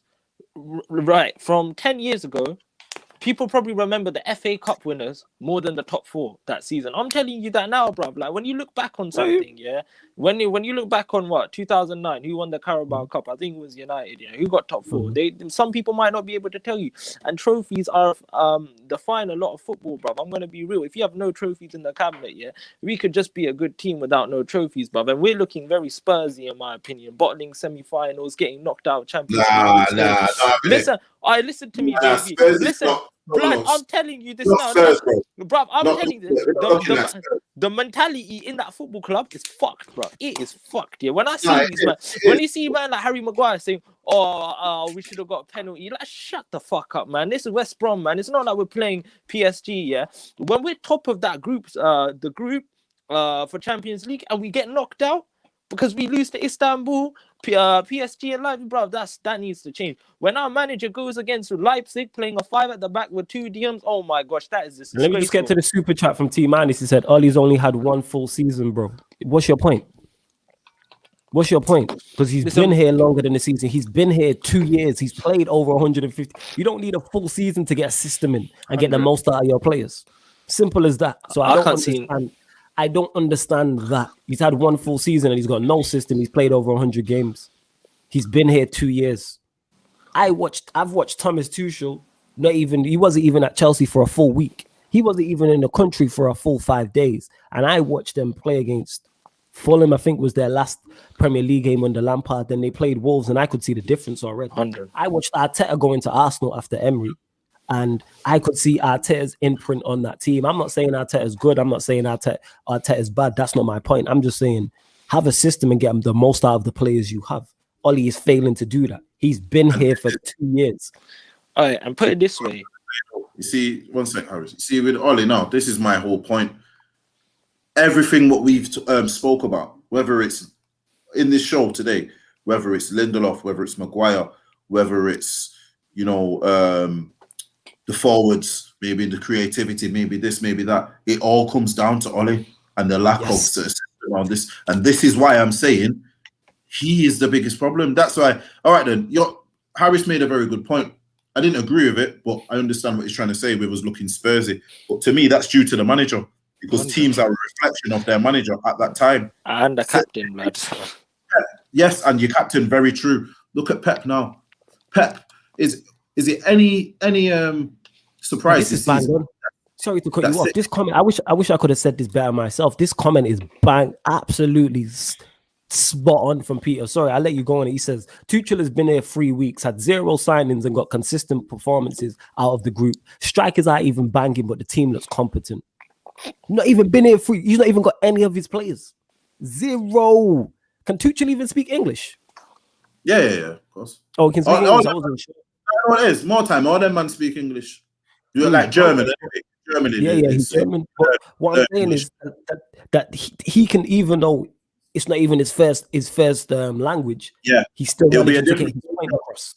Yeah. It's a different culture thing, and he's literally come in. He's probably not even got. He's probably just rented a quick gaff, bro. You know what I'm saying? He's probably not bought a gaff and all of that yet. He's probably not even got his foot on the ground in London yet as a man, not as a football manager. Do you know what I'm saying? and he still managed to get something done. But this is the point I'm making. Okay, It's all Jeremiah, on one it. sec. Jeremiah says you can't compare us to Chelsea, but I'm not comparing. I'm using it as an example. I used Arsenal as an example. You know what I'm saying? I watched Arteta go in there after Emery and put his imprint on his team. You know what I'm saying? And I've watched Pep do that. Get me? I've watched even though it's not gone well for them, I've watched Big Sam go into West Brom after Bilic, and I can see the difference in what West Brom are trying to do, even though it's not going well for them. Look at Villa. Look at Villa, bro. Look at Villa. Do you all right then? I'll put it to you like this. This is where people are not going to like what I'm going to say. Do you think when Dean Smith went to his list to the board, Villa board, and I want this man, and this man? Do you think he got every player he wanted? Probably not. But he made the most out of what he got. Do you get what I'm saying? He probably wanted to go and buy a creative player on loan. Probably said, we've not got the budget. You know what? We'll go get you Barkley. Do you get what I'm saying? We'll go get you Barkley. We'll loan him. We've not got. We've not got. He signed Watkins as well, didn't he? Yes. Do you get what I'm saying? So this is what I'm trying to say. So man can say, "Oh, Ollie's not been backed." It's not even that. You're not. There's matches where we're looking. The matches, the midfield's looking limp. You've got a £40 million attacking midfielder on the bench. He doesn't step on the pitch. Do you get what I'm saying? Or when he does, you play him in a way. Sometimes he doesn't get the best out of him. He doesn't. Here's the thing. Sometimes I look at him, he's done it, and it's like almost like you're playing him in a weird way, so you're not going to get the. It's almost like you're going to take Donny off in this match because if you're not giving him the best platform, you're playing Donny in a weird way. Do you get what I'm saying? And you'd have him right off the left, or even if you do have him in the middle, you've not got. If you have a 10, yeah, and I'll tell you this one thing. This is where people might not even understand 10. If you have a 10, your 10 dictates the play. So the team just gives the ball to that 10 all the time. That's the classic thing of a 10. He starts things going. They don't even give him the ball. He's not the main guy on the ball. So to me, that's not even the manager implementing him in the correct way. This is what I'm trying to say. So all people can say, oh, he's not getting this. He's not. Ollie has had everything he's needed this year to win the league. Check that one out. He's got everything he needed this year to win the league, to put in a certain type of performance. Do you know what I mean? This is the best chance we have to improve. Yes. And here's the thing is, I am not biased or have agendas because I'm with you when Ollie arrived, we never lost for 3 months. Can we forget? Nah, I've not forgot all this. When that was during that period, I was singing Ollie's at the wheel. Go back and check my tweets. Search my name on Twitter. That's me, Flawless. Search it and type Ollie gonna save you. I was calling him Ollie gonna save you when we went on 8-on-8. I was tweeting, give him the contract. Obviously, I wasn't doing this, but I was tweeting these things. I was on my Facebook saying these things because he was getting the right results. I was gassed. I was saying, give him the contract. Then he got the contract. It fell off. And even though it fell off, I was like, you know what? The fall off towards the end of the season, let's give him to the new start of the season. And then even during the new start, I was trying to defend him. And then we played Rochdale in September. I think it was Rochdale because that's when I turned 2019. And I was like, this guy is not it. This guy was playing 2 DMs, and one of the DMs who was playing was Pogba in a DM role, and Pogba was injured. I was like, this guy's not it. It's got to go. Yes. And that's when I flipped. So I was Ollie in. Of course I was. So I'm not forgetting that. So that goes to I look at what's going on the pitch, what's going on with the manager, and then assess it and then give my judgment. So the fact he didn't lose for 3 months and we was playing great football as well. We was playing great football and was getting results. We know that team still now, that 4-3-3, De Gea in goal. It was centre backs. It was Lindelof. I think it was Lindelof and Bailly. Sure. Can't remember who the right back was. Matic, Herrera, Pogba, Lingard, Rashford, Martial. That was our team. And we were slapping everybody. I was calling us the Kings of London because we kept winning in London. We won at the Bridge. We won at the Emirates when Lingard did the moonwalk, etc. We beat Crystal Palace, etc. I was all with it, singing Ollie's at the wheel. But yeah, go on, fam. This is why I think I know what it is now. I've noticed. I can tell by the replies. This is how people, if they're doing it consciously or subconsciously, this is what they're doing. Man are defending Ollie like during that period we won something. You know, the same way you're talking about, no one's saying this about Klopp. Man are bringing up these past things like they done anything for us. They didn't. No trophies for us. Do you know what I'm saying? That start. All right, then you can look at that start, what he did for us, and you can look at that start and go, wow. So why did he not build on it? You know, he had this 3 months thingy, but then after that he fell off, and then when the fall off happened when he got his contract. Come on, Yes. people. You know what I mean? Yes. Smell the roses. You know what I'm saying? Like people are talking as if in that period he did He was something for Manchester United He's football. done nothing. Sorry, if you have a season and we went all right. Then look at after Corona when it first lockdown first come back football first come back. Sorry, Slapping we went on an 18 game run for what? To get top four and to get knocked out as soon as at the first opportunity. Do you get what I'm saying? 100%. JV, let me Let me just get to the super chat before you go, Harry. So T Minus says, salute again for the super chat. He says he may win a trophy and get us top 4 twice. That's it. The thing is, you said he may win us a trophy, so you don't have no It's not confidence given. in getting the trophy. 1, 2, top 4 twice is good, but I've said this. He's reached his ceiling. To me, Ollie's done the job he was supposed to come in and do. Improve the squad. He's done that. You know what I'm saying? To me, his ceiling is thirds and semi-finals. I've said this. Yeah, he won't finish 100%. no higher than third in the league, and he won't get past the semi-finals. Sure it is. That's No. the You ceiling. know what? Move If we keep him, he will get one of them semi-finals, and that's just by sod's law. Just by he will get through one of them. You know what I mean?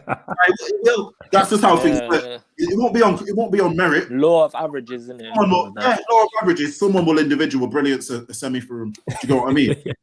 So that's or it'll be a semi again. We'll get a good draw one of these days. Do you know what I'm saying? It'll be a market team, and yeah, you know what I'm saying. So this is what I'm trying to say now. If you really look at that, you're giving us more of a clue as to what you really think of Ollie.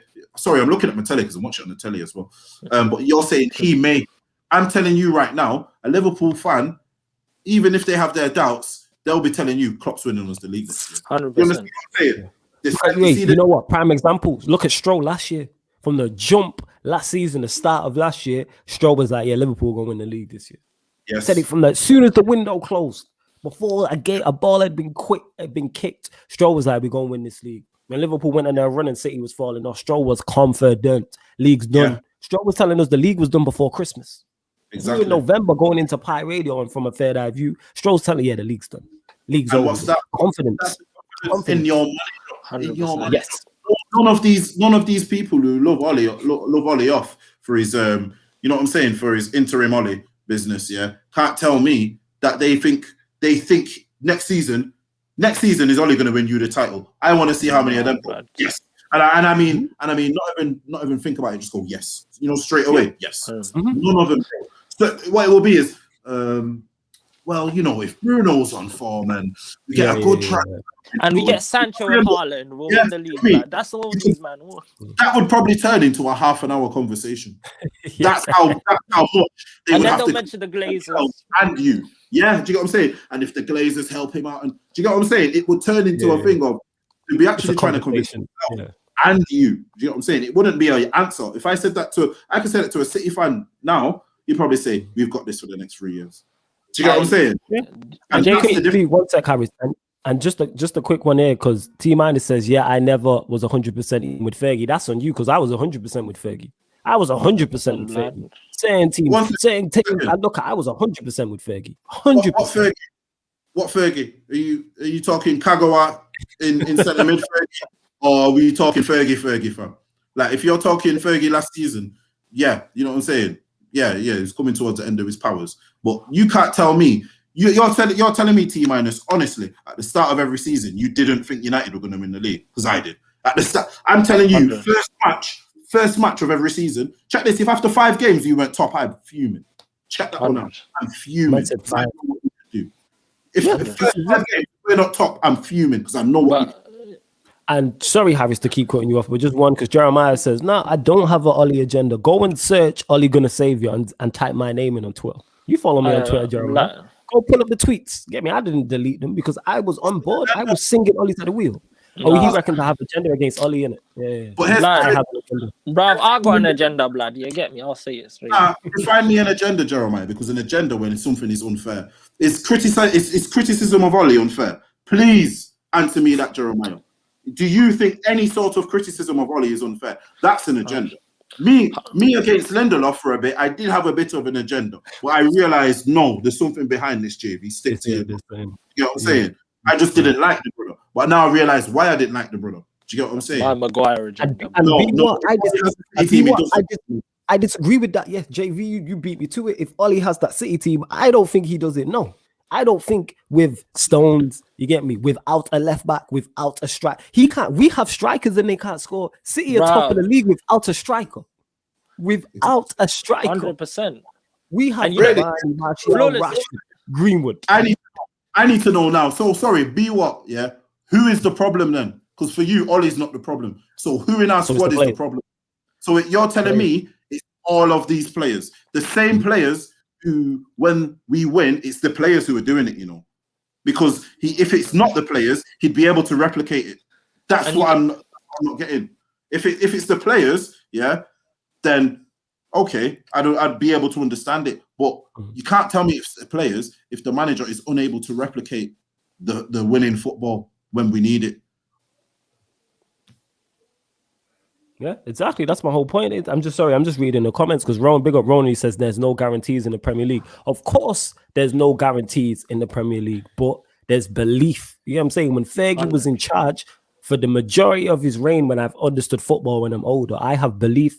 As talks in 2008, I was saying from before the Champions League started, we're going to win it this year. Because I looked at the teams we have.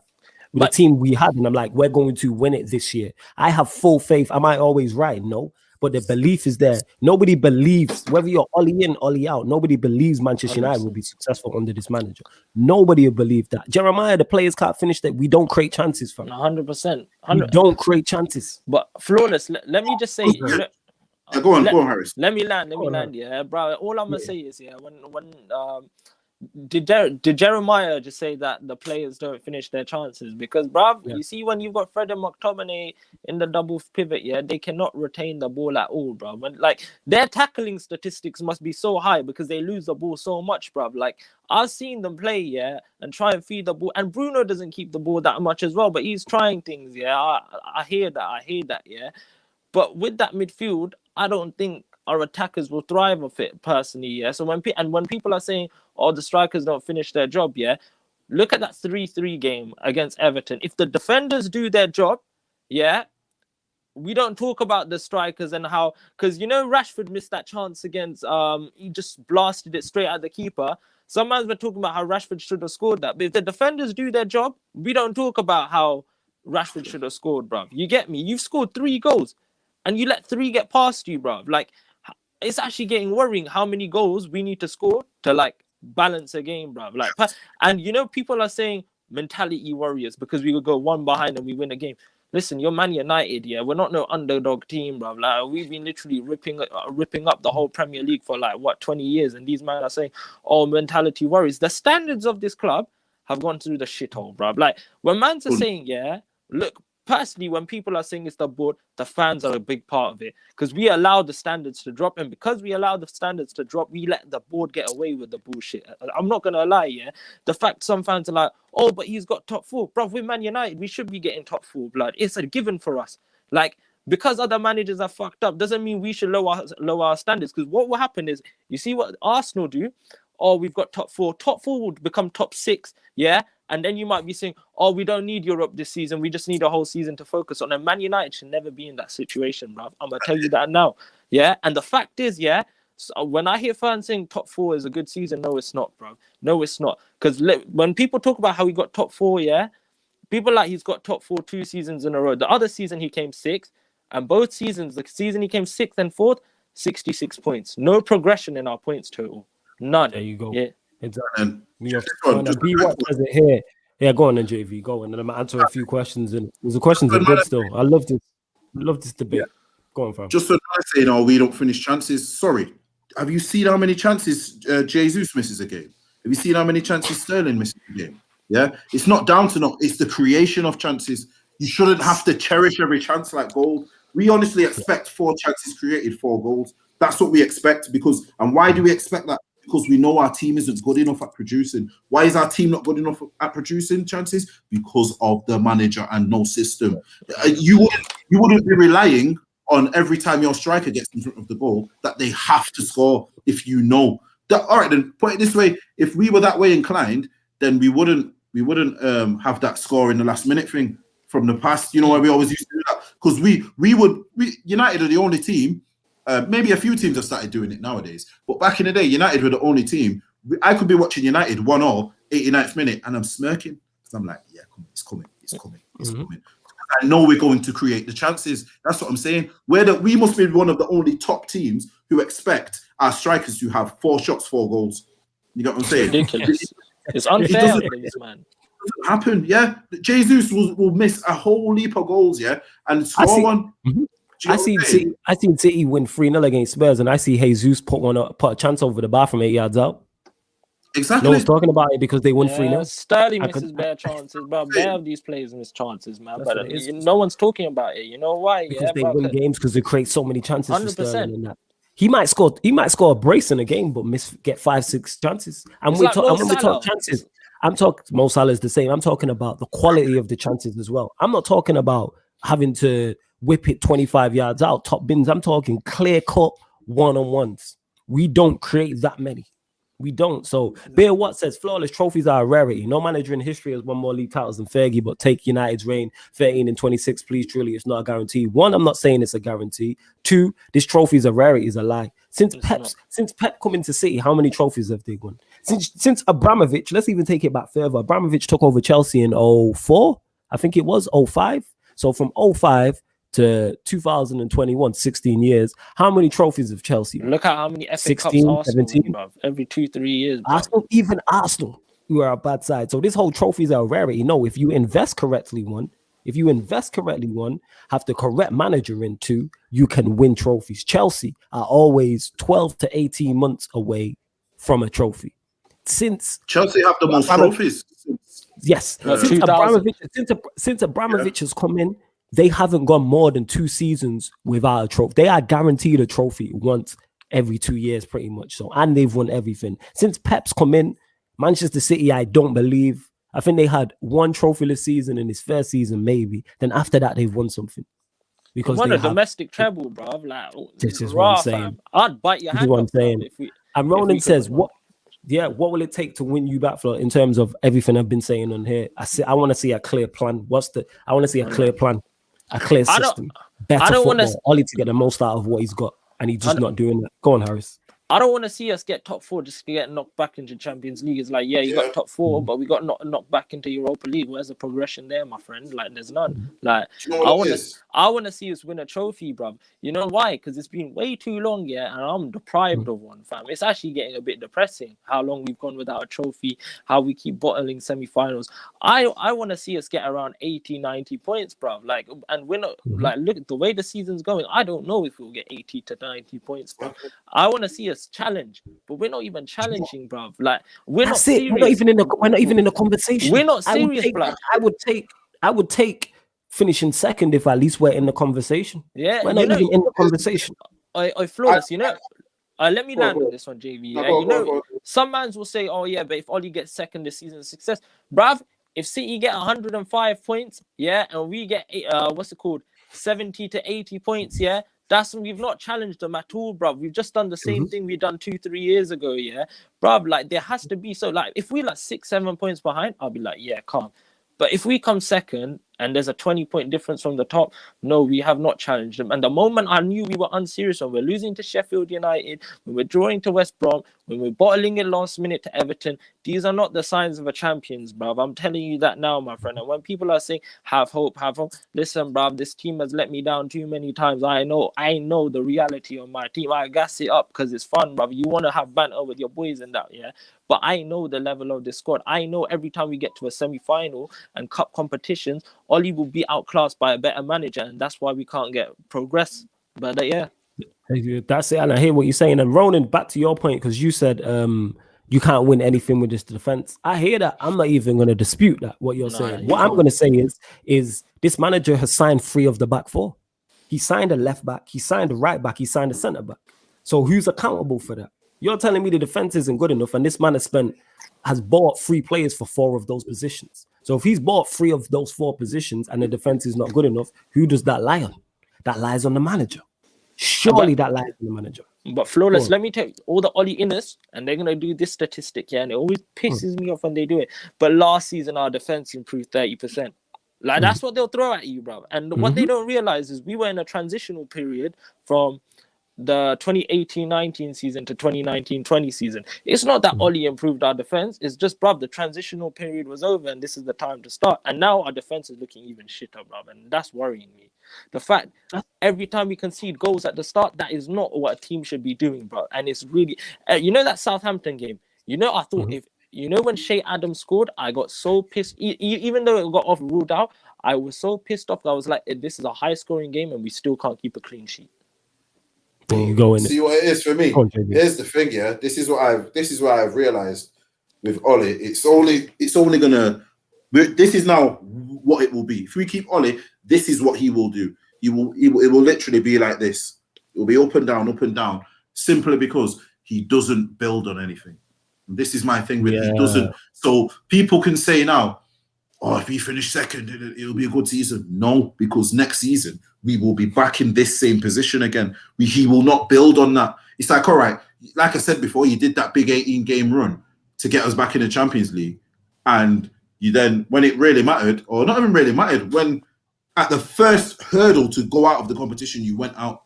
Do you know what I mean? You didn't even say, wow, I did 18 games. That's what that was the back end of last season. That's like 2.5 months worth of games, maybe 3 months of games or whatever time period it was. And I've not made the most of that. Do you know what I mean? What we should be doing.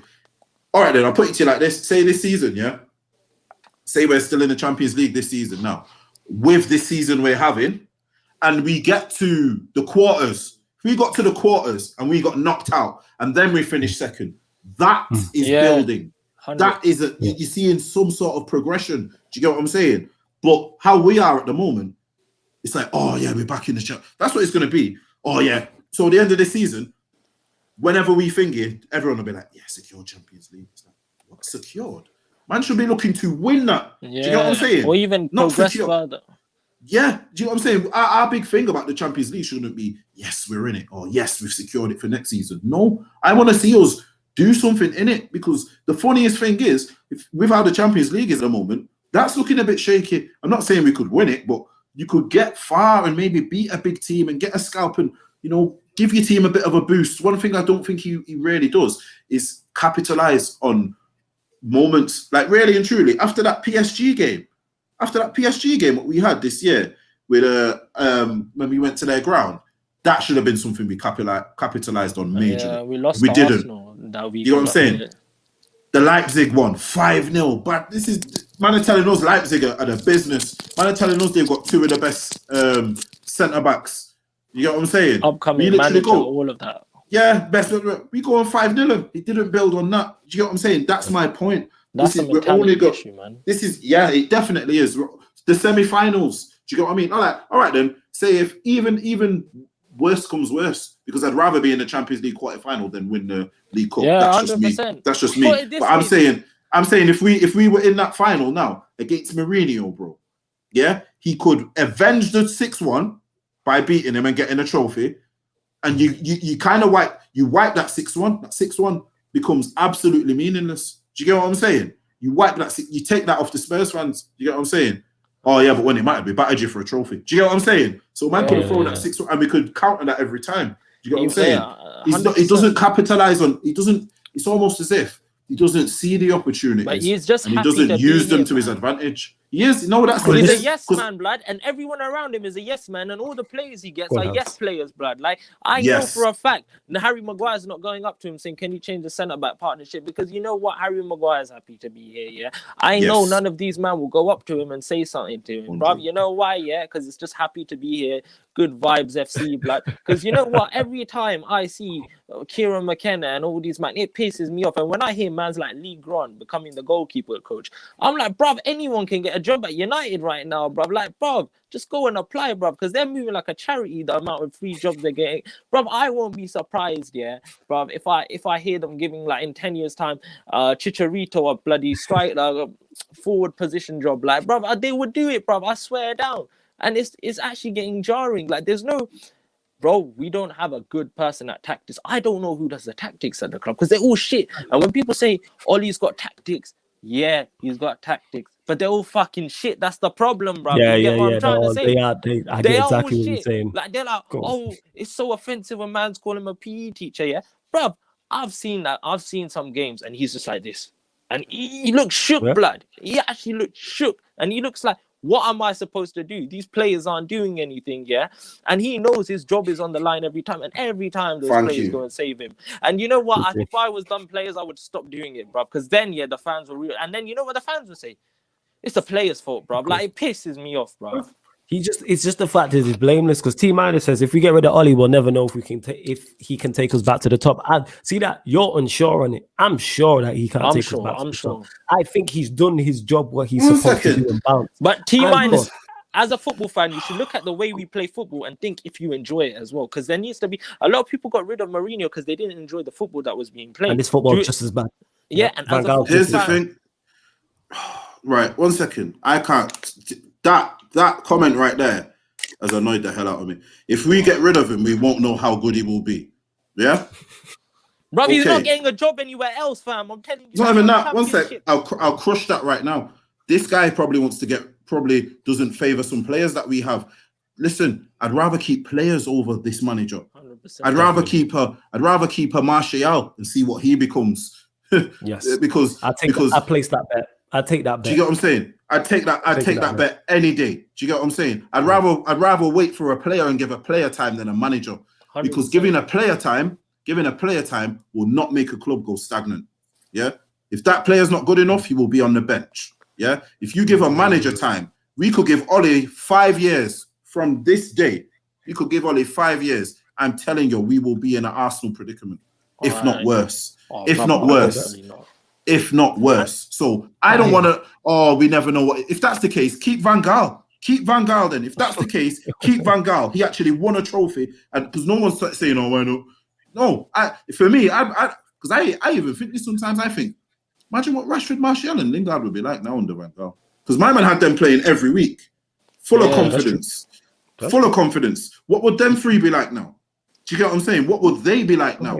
I'd hedge my bets they would be a lot better than they are now. But you know what? And yeah, just one thing, Harris, before you go. I'm going to let you go quickly. Yeah, and T Minus also says Van Gaal and Mourinho had the same problems because of the structure, and because they weren't good enough, they were sacked. I wanted them both gone at the time they was gone, and I wanted them both gone at the time they were sacked because they wasn't getting the most out of the squad they had. Same thing in it. I'm Manchester United above everything. I don't care if my favorite man, if Poch, who I wanted, came in and took over and it went south, I'd be saying the same thing. I just want to see my team successful. That is it. And I don't believe this man is good enough for it. Go on, Harris. So yeah, what I was gonna say with this whole Ollie thing and all of that, and when you deep this, when you look at the Europa League team that won it in 2017 and compare it to 2020, 2020 is clear, blood. It is clear, fam. Yeah. Facts. And the fact that we couldn't get past that worries me. Because who was that? Who was playing in they had Darmian, I think Young was playing, Fellaini. Yeah, Young was playing Fellaini. Who was the centre back Blind. pairing for that? Blind. Yeah, Blind, and I think it was Rojo or something like that. Nah, Yeah. it's Blind and Lindelof, I think. Lindelof. Are you sure? I think so. It might be. And I think I'm it was gonna like Google this. I'm gonna Google this one sec. Google the team, yeah. Because if you let's compare that team with the starting 11 now, yeah. And I will tell you now, yeah, I would rather take this starting 11 from 2020. And I think Ibrahimovic was injured that one. Yeah, he was. He was. He was on crutches, wasn't he? Yeah, blood. So that's what I'm trying to say. So when man's saying give this manager time, if we give him time, yeah, we're gonna end up in a shit position, yeah, shit state. I think when people are holding on to sentiment, yeah, you see me, JV, I never watched Ole Gunnar Solskjaer as a player, so I've got no sentiment towards him like that, yeah. Like, for me, I've never seen that, like, the 1999 is nice and all of that, yeah, but I saw the 2008 one, and that's the one that resonates with me. I've got no, like, feelings or emotions towards that 1990, so I've got no, that's why I don't care. And people who say, oh, we don't know if the new manager will be good. Look at Chelsea, bro. They sacked Lampard, yeah. And this was the United team. Jesus, look at this. This was the team. Wait, hold up. Is this the right? I don't even know if I've got 2017. Right. 27. Yeah, this was I see that the team was that bad. I thought we'd rested players for it. Check. Europa League final. Romero, Antonio Valencia, Chris Smalling, Blind, Darmian, Herrera, Pogba, Juan Mata, Fellaini, Mkhitaryan, Rashford, and Rooney, Martial, Lingard all came off the bench. Blood. Lay on. Say that back 4 again. Valencia, Smalling, Blind, and Darmian. Jesus Christ. And flawless. Christ. Let me land on this one. You know our running for the Europa League. These were the teams we played: Club Brugge, LASK, and Copenhagen. The goalie at the time of his life. Oh yeah. We played the three of the shittest teams probably in that Europa League. We had the easiest running apart from Sevilla, yeah, and we still couldn't get past. And I now can't get over how bad this team was in the final and that. That's what I'm saying. And they won a final, and we couldn't. Yo, we had Romero in goal. Obviously, De Gea was on the bench. With Valencia, Smalling, Blind, Damian was playing left back. We had, I don't even know what formation we was playing. We had Herrera, Pogba, Juan Mata, Fellaini all on the bench. I'm trying to figure out the system. Is that 4-3-3? What is going? You know what I think it is? No, Fellaini would have been up top, and Mkhitaryan and Rashford would have been either side. Probably Mata in the 10, and Mata, Pogba, Herrera in a 4-3-3. Bro, this is what I'm saying, and this is what I'm saying. Yeah, There and you we won that, and we won it with that team. And Check this. We won that against Ajax. Who was playing for Ajax that night?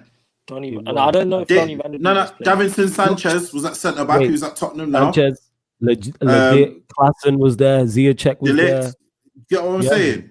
Yeah. David Neres, I think Van der Beek was on the bench. I think You know what I'm Tadic saying? might have been playing. Yeah, Tadic was there. Donny Van de Beek came on, as did Frankie There you de Jong. go. Yeah, I remember Van der Beek playing. I couldn't remember if he started or not. So these men who have now gone to be superstars and that, do you get what I'm saying? Who've gone on to be superstars and that, you know what I'm saying? And what we have now isn't good enough to progress. What we have now isn't good enough to beat Istanbul, but and you know what I'm saying? And we get knocked out of Champions League. But my man's playing Darmian left. All right then, imagine. Oh my God, imagine a Darmian left back under Ole.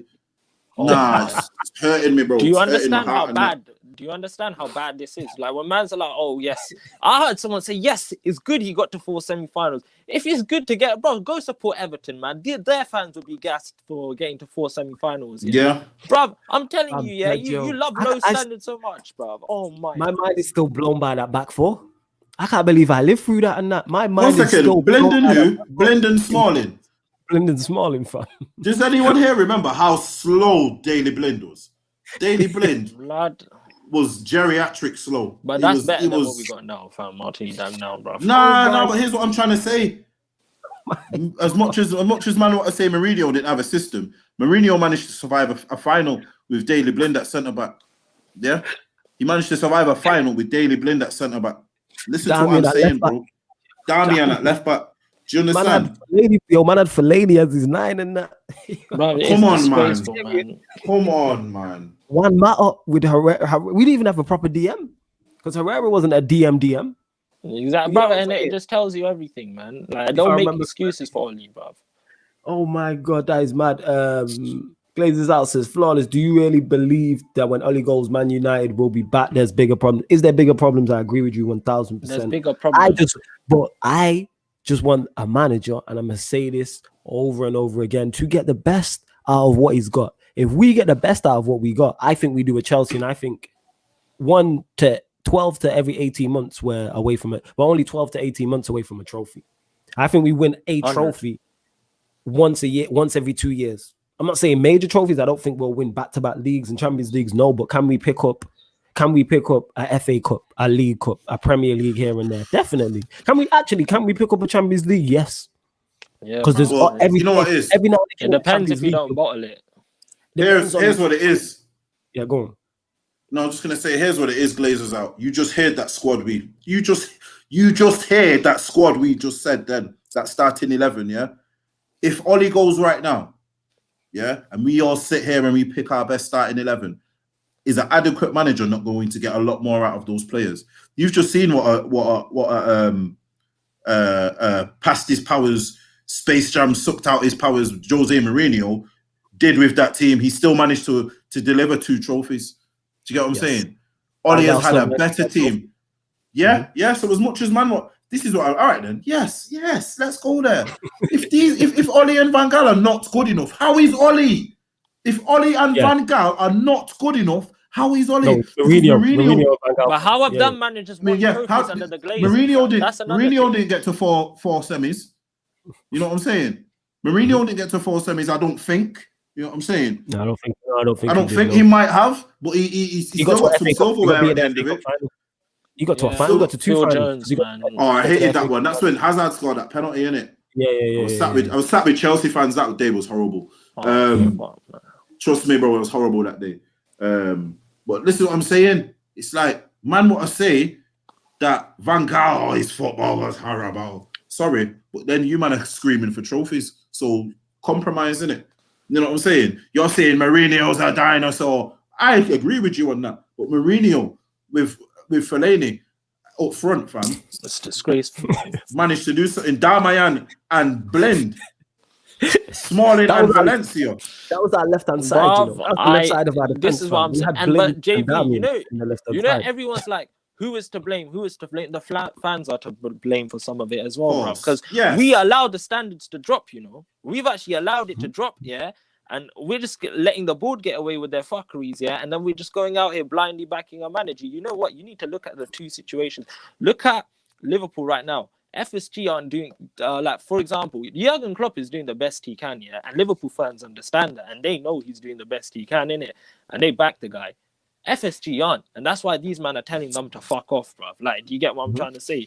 Our manager is not doing the best he can, bruv, personally, in my opinion, yeah? And that is why, No. He is. That's the problem, Harris. This is the best he can do. I think it's the can't do best any he can better do. than this. No, but That's I mean, what I like, we think can it get is. more out of the squad than what he is doing right now, bro. Like, Yes. I Another thought manager, with a better manager, we don't draw to Everton, we don't lose to Sheffield United, we don't draw with West Brom, we don't beat West Brom off a penalty. I think we should go to West Brom and score 4 or 5 goals against them, blood. But we can't, fam. It's jarring. In 2 games, we scored 2 goals against West Brom, and one of them was a penalty. It's actually a piss take, man. Man, so Glazer's house is flawless. Do you really believe that when Oli goes Man United? Oh no, not that question. Where was it? What did you say? Hold on, let me get to it now. Once I get to it, my bad. Yeah, second FA Cup and Europa League is an amazing season. If that happens, Glazer's out. I don't think we'll finish second. 2, I don't think we'll win the Europa League. 3, in my heart of hearts, I don't think we'll win the FA Cup. We can win it off chance in terms of one thing I'll say about the FA Cup. One thing I'll draw to, but one thing I'll say about cup competitions, especially the FA Cup, because it's just one-legged games. So we got the 6th round, we got the semis, we got the final. We have players who have the ability to win us those games. So we literally need to win 3 games to win the FA Cup. So that's our best chance to me of winning a trophy. Whereas the Europa League, because it's 2-legged, where you need to be you might have to be tactical and change things. I don't think we have a manager capable. So I don't think we'll finish second. I think Chelsea will finish second. I don't think we'll win the Europa League simply because when it comes to it, he'll fall off. We'd have a better chance if it was one-legged ties. FA Cup, we have a shot. So if we finish 3rd, 4th, well, we should finish in the top 4. That's bare minimum. So I'm not giving you credit for doing the bare minimum. Get me? If we finish, here's the thing: 3rd or 4th and win an FA Cup, okay, solid season. But we don't build it. He's got to go. That's the thing. This is what I was going to say. Flawless. Even if we get second, and we're 20 points behind City, that's not a good season in my opinion as well. That's true. And this is what it is as well. Here's the thing. There's not realistically, but there is obviously a chance of us being able to do that Glazers out. But this is my thing. We will do that, and then the next year we'd be in the Champions League, we'd go out, it would be the same. We'd have whoever comes up next would probably struggle against them.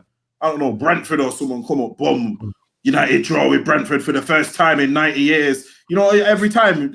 Flipping hell, bro. Do you know what I'm saying? This is what would happen. There would be no progression. JV, let me tell you this. You know when my boy's an Arsenal fan, yeah? You know when Arsenal won the FA Cup? I was bantering my boy in it, saying, you man are 8th, yeah? I was like, bruv, we got top 4, yeah? And he was like to me, you man will get knocked out the Champions League group stage, innit, yeah? And I was like, nah, fam, there's no way, bruv. I was like, nah, it's not happening. We went and got knocked out. And now I look like a complete muppet, yeah? Because I was bantering these man for getting 8th. They won a trophy, yeah? All right? Bruv, they got the Charity Shield. Okay, it's like, it's a shit trophy, don't get twisted, yeah? And we are in Europa League with them, bruv. We're not, like, bruv, deep it, yeah? We're just as shit as them, in my opinion. With the players we have, like, they have No. Bruv, I'm telling you, look, their manager's better than ours, though, I'll tell you that. And bruv, they were playing Mohamed El Neni and Granit Xhaka every game. They were losing, yeah? But what do you expect, bruv? Their manager is defo better than ours, bruv. I would take him. Yeah, but here's the thing. No, I wouldn't. I wouldn't take him. He's too defensive. He's way too defensive. He could really and truly that match we played him. He could have spanked us if he wasn't so defensive. That's the one thing I say about Arteta. He's too defensive. But I think that's because he don't trust the players. Yeah, we can say that, but you see what you really have to deep about him. Granit Xhaka, Hector Bellerin, these men are dog shit, man. I'm gonna be real, bro. They've got man they could play. It's like, all right, then he had his thing in on them older players. It's now all of a sudden all these kids are the flavor of the month. For me, I think they're probably in one of the worst positions. They're in the worst position out of any big club, out of big clubs in Europe, bro. Never mind thingy. But one thing I would say in terms of Arteta definitely is better than Ole, but I think Arteta is the best manager Arsenal will get for a few years now. Do you know what I'm saying? And this, what I'm saying is, Ole is the worst, possibly one of the worst managers who will manage our club. And this is what I'm trying to say. Everyone is still comparing to us, but they will tell you our team's dead and our manager is the worst, but they will still use us as a comparison stick. Whereas me, I'm not going to use Arsenal as any sort of measurement stick for Manchester United Football Club, because at the moment, you're gone. I don't care about that FA Cup. That FA Cup, same way I'm saying we didn't build on what we've done. Arteta's not built on what he's done. Listen. My phone. Again. Hold on. You go to that. Yeah, go. My phone's on 1% in it, bro. Man's gonna have to cut in it. You get me? Yeah. Bro, love for having me on in it. Big up JV, big up Flawless, bro. Subscribe to Sarcasm City. You get me, bro. But respect for having me on, man. Bro, respect. You want to see him more often. Big up, yeah. Yeah, we'll have to have a chat soon as well. I'll chat to you soon. Say no more, bro. Say no more. Say. Make sure you follow Harris. Like I said, hilarious, one of the most knowledgeable youngsters in this thing as well. You get me, very good at what he does, and you're gonna see him more on this channel. You're gonna see him on this channel more often, definitely. And that's flown by. B Watt says Ole in his third season sat at 12. If we went backwards under Jose, then Ole's starting point is harder. Yet third season we are second. I don't understand it. Oh, you mean Mourinho was? Mourinho. Jose, right? So Mourinho in his third season sat at 12. If we went backwards under Jose, then Ole's starting point is harder. Yet third season we are second. We're actually third currently. And what does that mean? Because City are gonna. What does that mean? Because City are gonna win the league. I don't get that. I don't get that. City are 8 points clear of us with a game in hand. I think, or is it 5? Is it 8, 5? Whatever it is, they're clear of us, and they don't have a striker. So the league's done. So we're talking FA Cup. We could win that. Europa League, I don't think we'll win that with this manager. FA Cup, I think we have a that's our best chance. Yeah. Yes, simply because of the players we have. I don't give the manager credit for that. I'm sorry. Like, unless he does something tactically in those games, I'm like, all right, cool.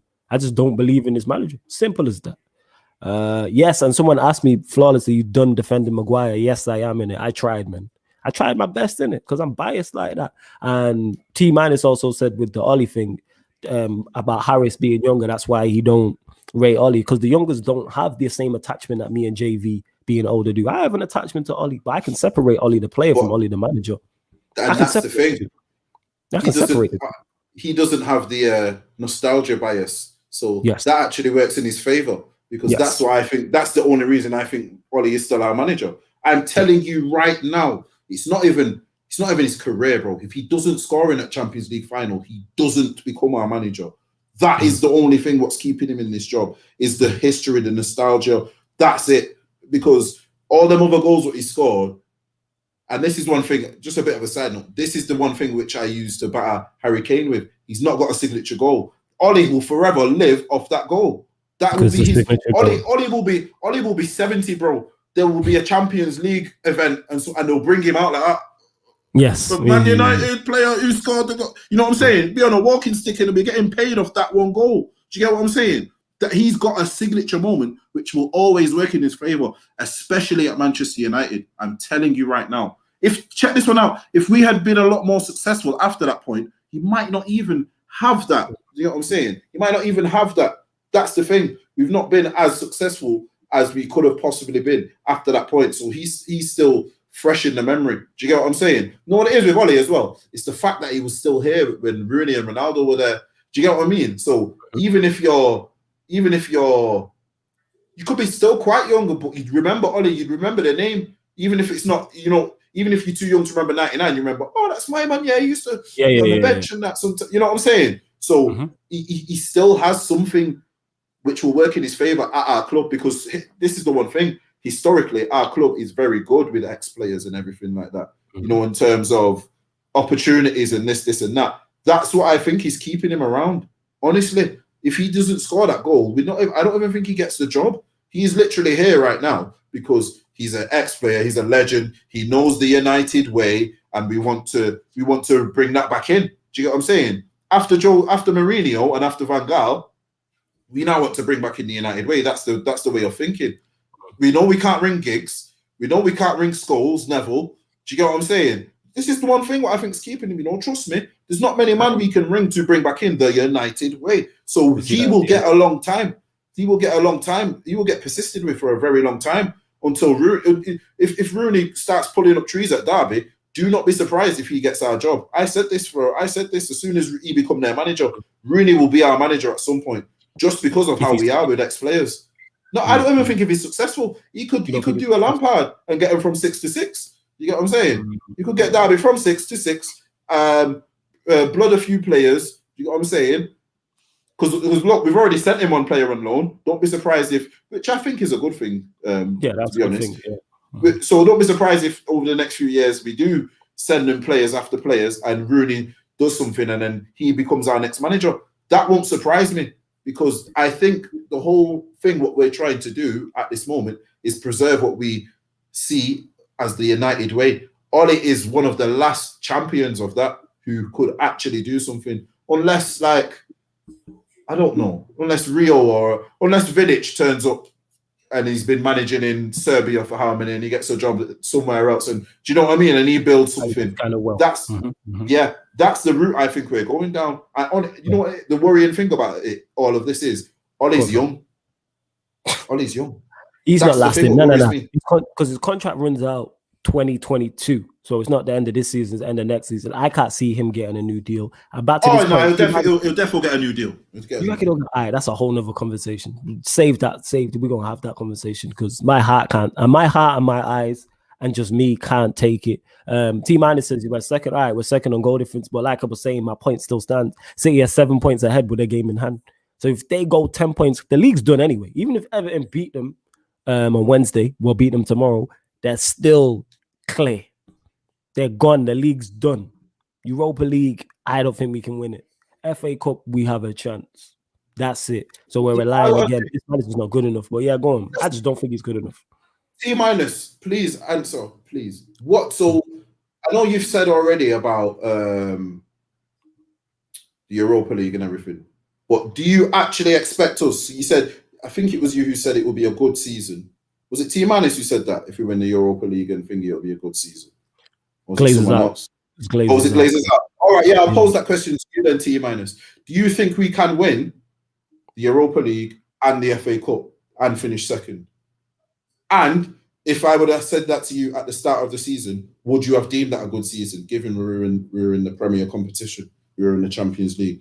That's what I want to know, because for me, it's almost as if you are only looking at the kind of like the stats, or we're second in the table with this and that. You've not brought up one fact that we're playing very poorly. Do you get what I mean? Like, and what you really need to deep T- is, if this season isn't as bad as it is, we'd be in about 7th. If everyone wasn't this bad this season, we'd be in about 7th, because we're not actually, our form isn't. Yes, do you get what I'm saying? It's the fact. You can say Chelsea have been terrible this season. Not terrible, but they've not been their high standards. You know what? No. They were terrible because they sacked their manager. That tells you all you need to know. Yeah, there you go. So they had to sack them. Yeah, when a big team has to sack their manager, one of the top teams, you know something's gone wrong. So yeah, Chelsea have been off colour. Do you get what I mean? Liverpool have been off colour. Yeah. So if we really deep the top 4 how it is right now, that's 2 teams who would be in the top 4 above us. We wouldn't be in the top 4 right now if Chelsea and Liverpool were doing their jobs. That's what this is the point we're trying to get at.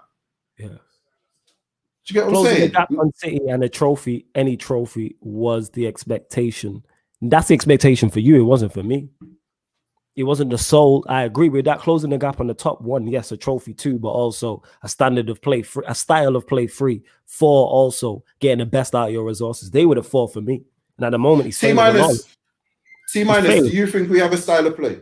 because for you to not mention that or tactics or system, do you think we actually have a sustainable style of play that you see from us week in, week out? And I will not accept counter-attacking as a style of play because every team can employ that. Yeah.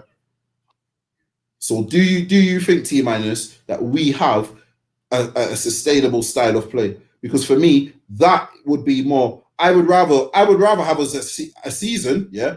And this is me being totally real. I'd rather have us a season. We finish 5th, no trophies, no nothing, but we've implemented something. And that next season, I know this is going to be. I know this is how we're gonna play. I know we have a signature goal. I know that when Bruno gets the ball, he doesn't even need to look up. He just clips the ball in this certain direction, and one of our players latches onto it because that's something they've known. That is what I want more. You know how sick it is, Flawless. I've deeped it, you know.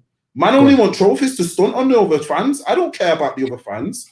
Man want trophies to stunt on the other fans. I want trophies because we're that good. We've earned them. I don't want to happen upon a trophy. I don't want to stumble upon an FA Cup, stumble upon a Europa League. You get what I'm saying? Imagine we won the Europa League last season. Man would have been loving this guy. You get what I'm saying? Yeah. But reality is, if we would have won any trophy last season, you might as well have called it the Bruno Fernandes trophy, bro. Do you get what I'm saying? If we won anything last year, you might as well call it the Bruno Fernandes featuring Rashford trophy. Do you get what I'm saying? Because that's what it would have been. That is honestly what it would have been. I would rather us take time, scrap everything, bro, and get a style of play. That's why I would be ready to sacrifice. I would be ready to sacrifice the rest of this season now for a new manager because he could get something in motion for the next season. I don't really like employing a manager at the start of the season because he's not got time to implement anything. See, and this is my point. I've seen glimpses of good football like at the back end of last season, so I think he wants to play in a certain way but can't. Why can't he? This is my point, fam. This is what You're I'm not talking sure, about. bro. This is what I'm talking about when I say when you talk to people who are OLE in, they have no answers. It's hella optimism. You know what it is? Just optimistic. You know what? T-Manus, don't get me wrong. I salute you for being this optimistic. And me and Flawless have been in this position of being this optimistic. But this guy is just making fool of man. Do you get what I'm saying?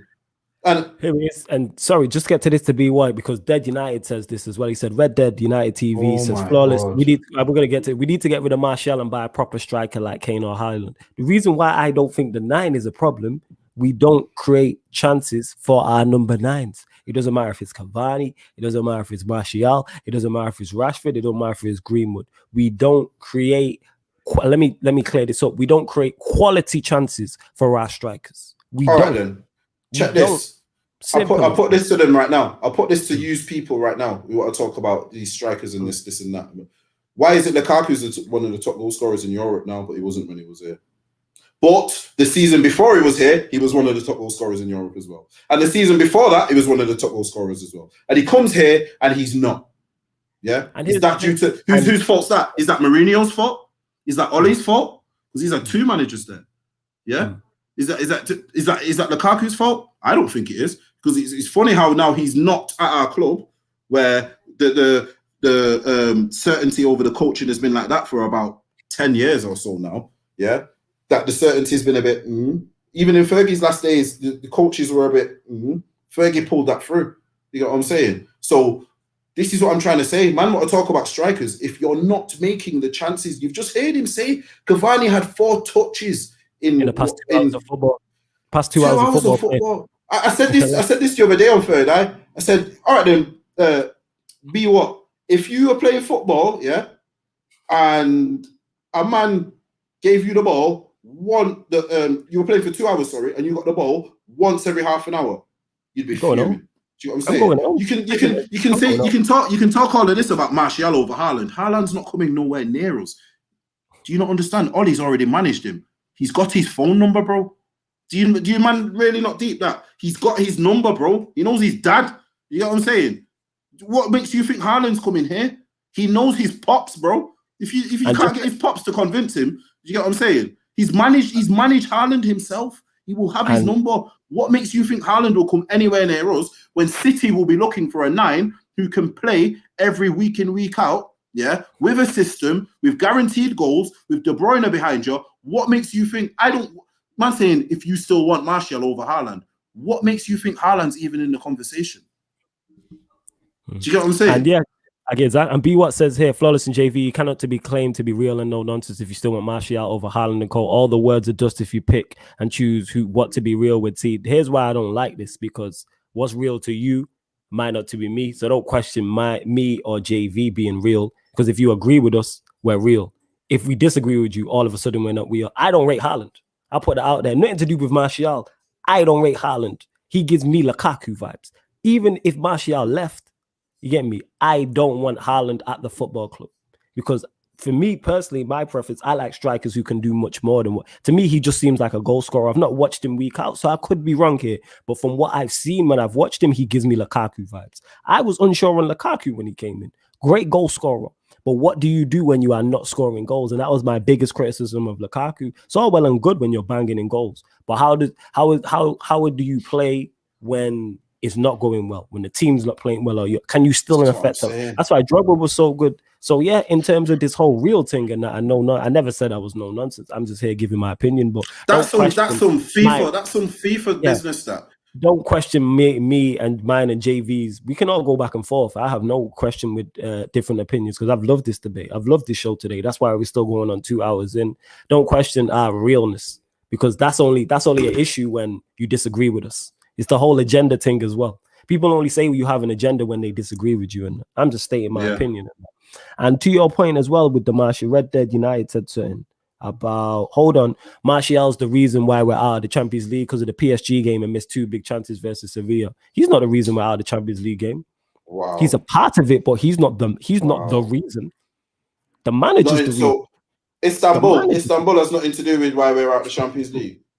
Istanbul, but has nothing to do with why we're out of the Champions League. Come on, people, man. You know how sick it is? I don't even think that some of you are able to have your own scapegoats. I was scapegoating Lindelof because that's what I seen with my eyes. No one told me. You know what I'm saying? Man, tell you about these players and you will crucify your own players. This is what I don't understand. United fans are the worst for it. We're actually the worst. We will crucify our own players. You know what I'm saying? Because someone else who doesn't support our team has crucified this player. I can't listen to, I've said this many a time, I can't listen to no one on Sky Sports who's a Liverpool background or whatever background from a time period when United used to slap them every year, and then I think he's going to give me a non-biased opinion on United 20 years later. Come on, man. It's fair enough, Martial's not been good enough, but that comes down to the manager. If you really think Martial missing one chance is the reason we're out of a whole competition, come on, fam. A whole competition. So he misses one chance, and so everything that happened in those 6 games prior doesn't matter because he missed one chance. Or 2 big chances. So 2 chances in 9 times 6, what's that? 540 minutes of football. 2 chances missed in 540 minutes of football, is what cost us our Champions League place this season. Not having it. Come on, bro. Let's be honest. Let's be real. You can't tell me Martial is the sole reason. Martial is not. If anything, Martial is one of the reasons we're even in the Champions League because of what he did last season.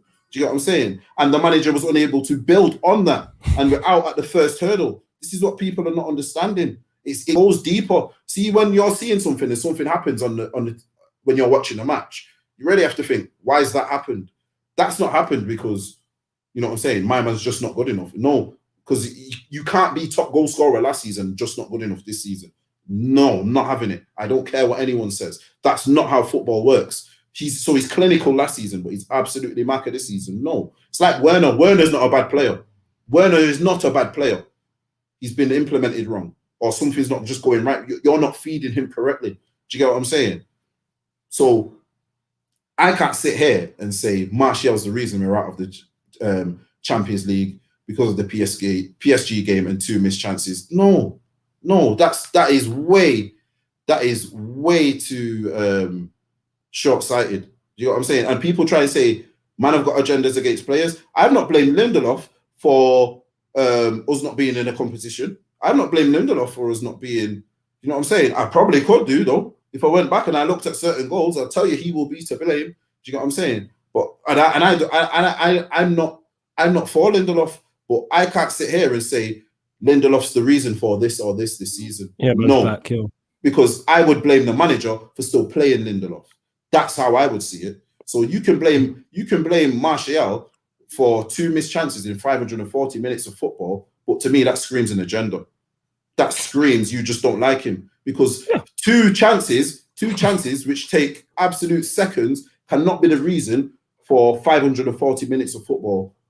Do you know what I'm saying? That makes wait, JV. The Sevilla one was a semi-final though he's talking about. So he's not even talking about the same thing, because Sevilla was the semi-final in the Champions League.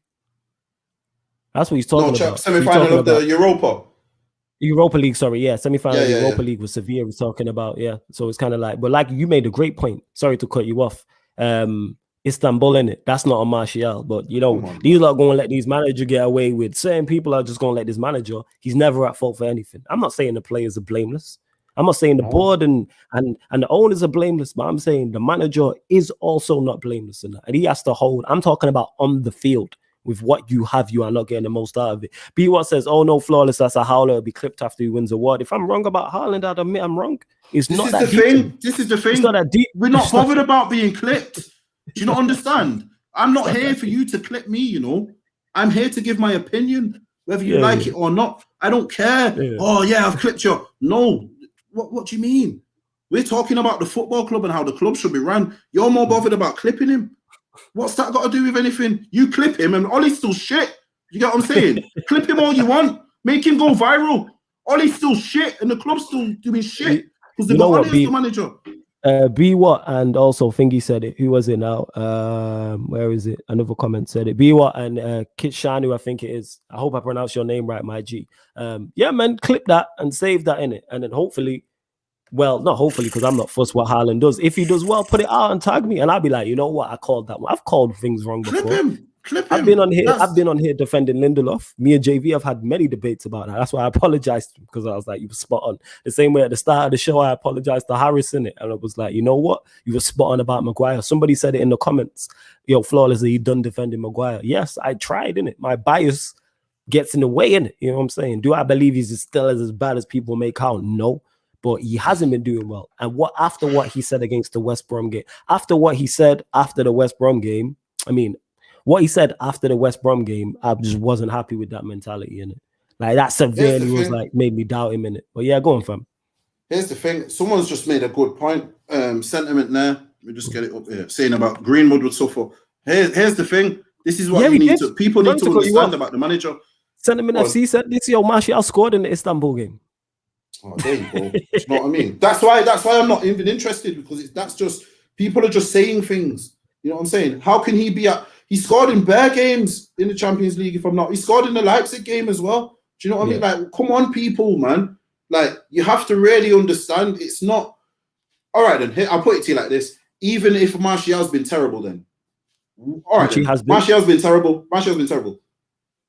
You still persist to play him, not even effectively. But then you freeze out someone like Van der Beek who could possibly do something.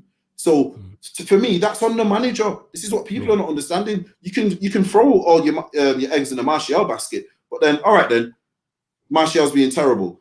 Most of the time, Martial's not even playing centre forward. All right, throw on Van der Beek then if you want an attacking player. Do you get what I'm saying? Throw on another, but he's not done that.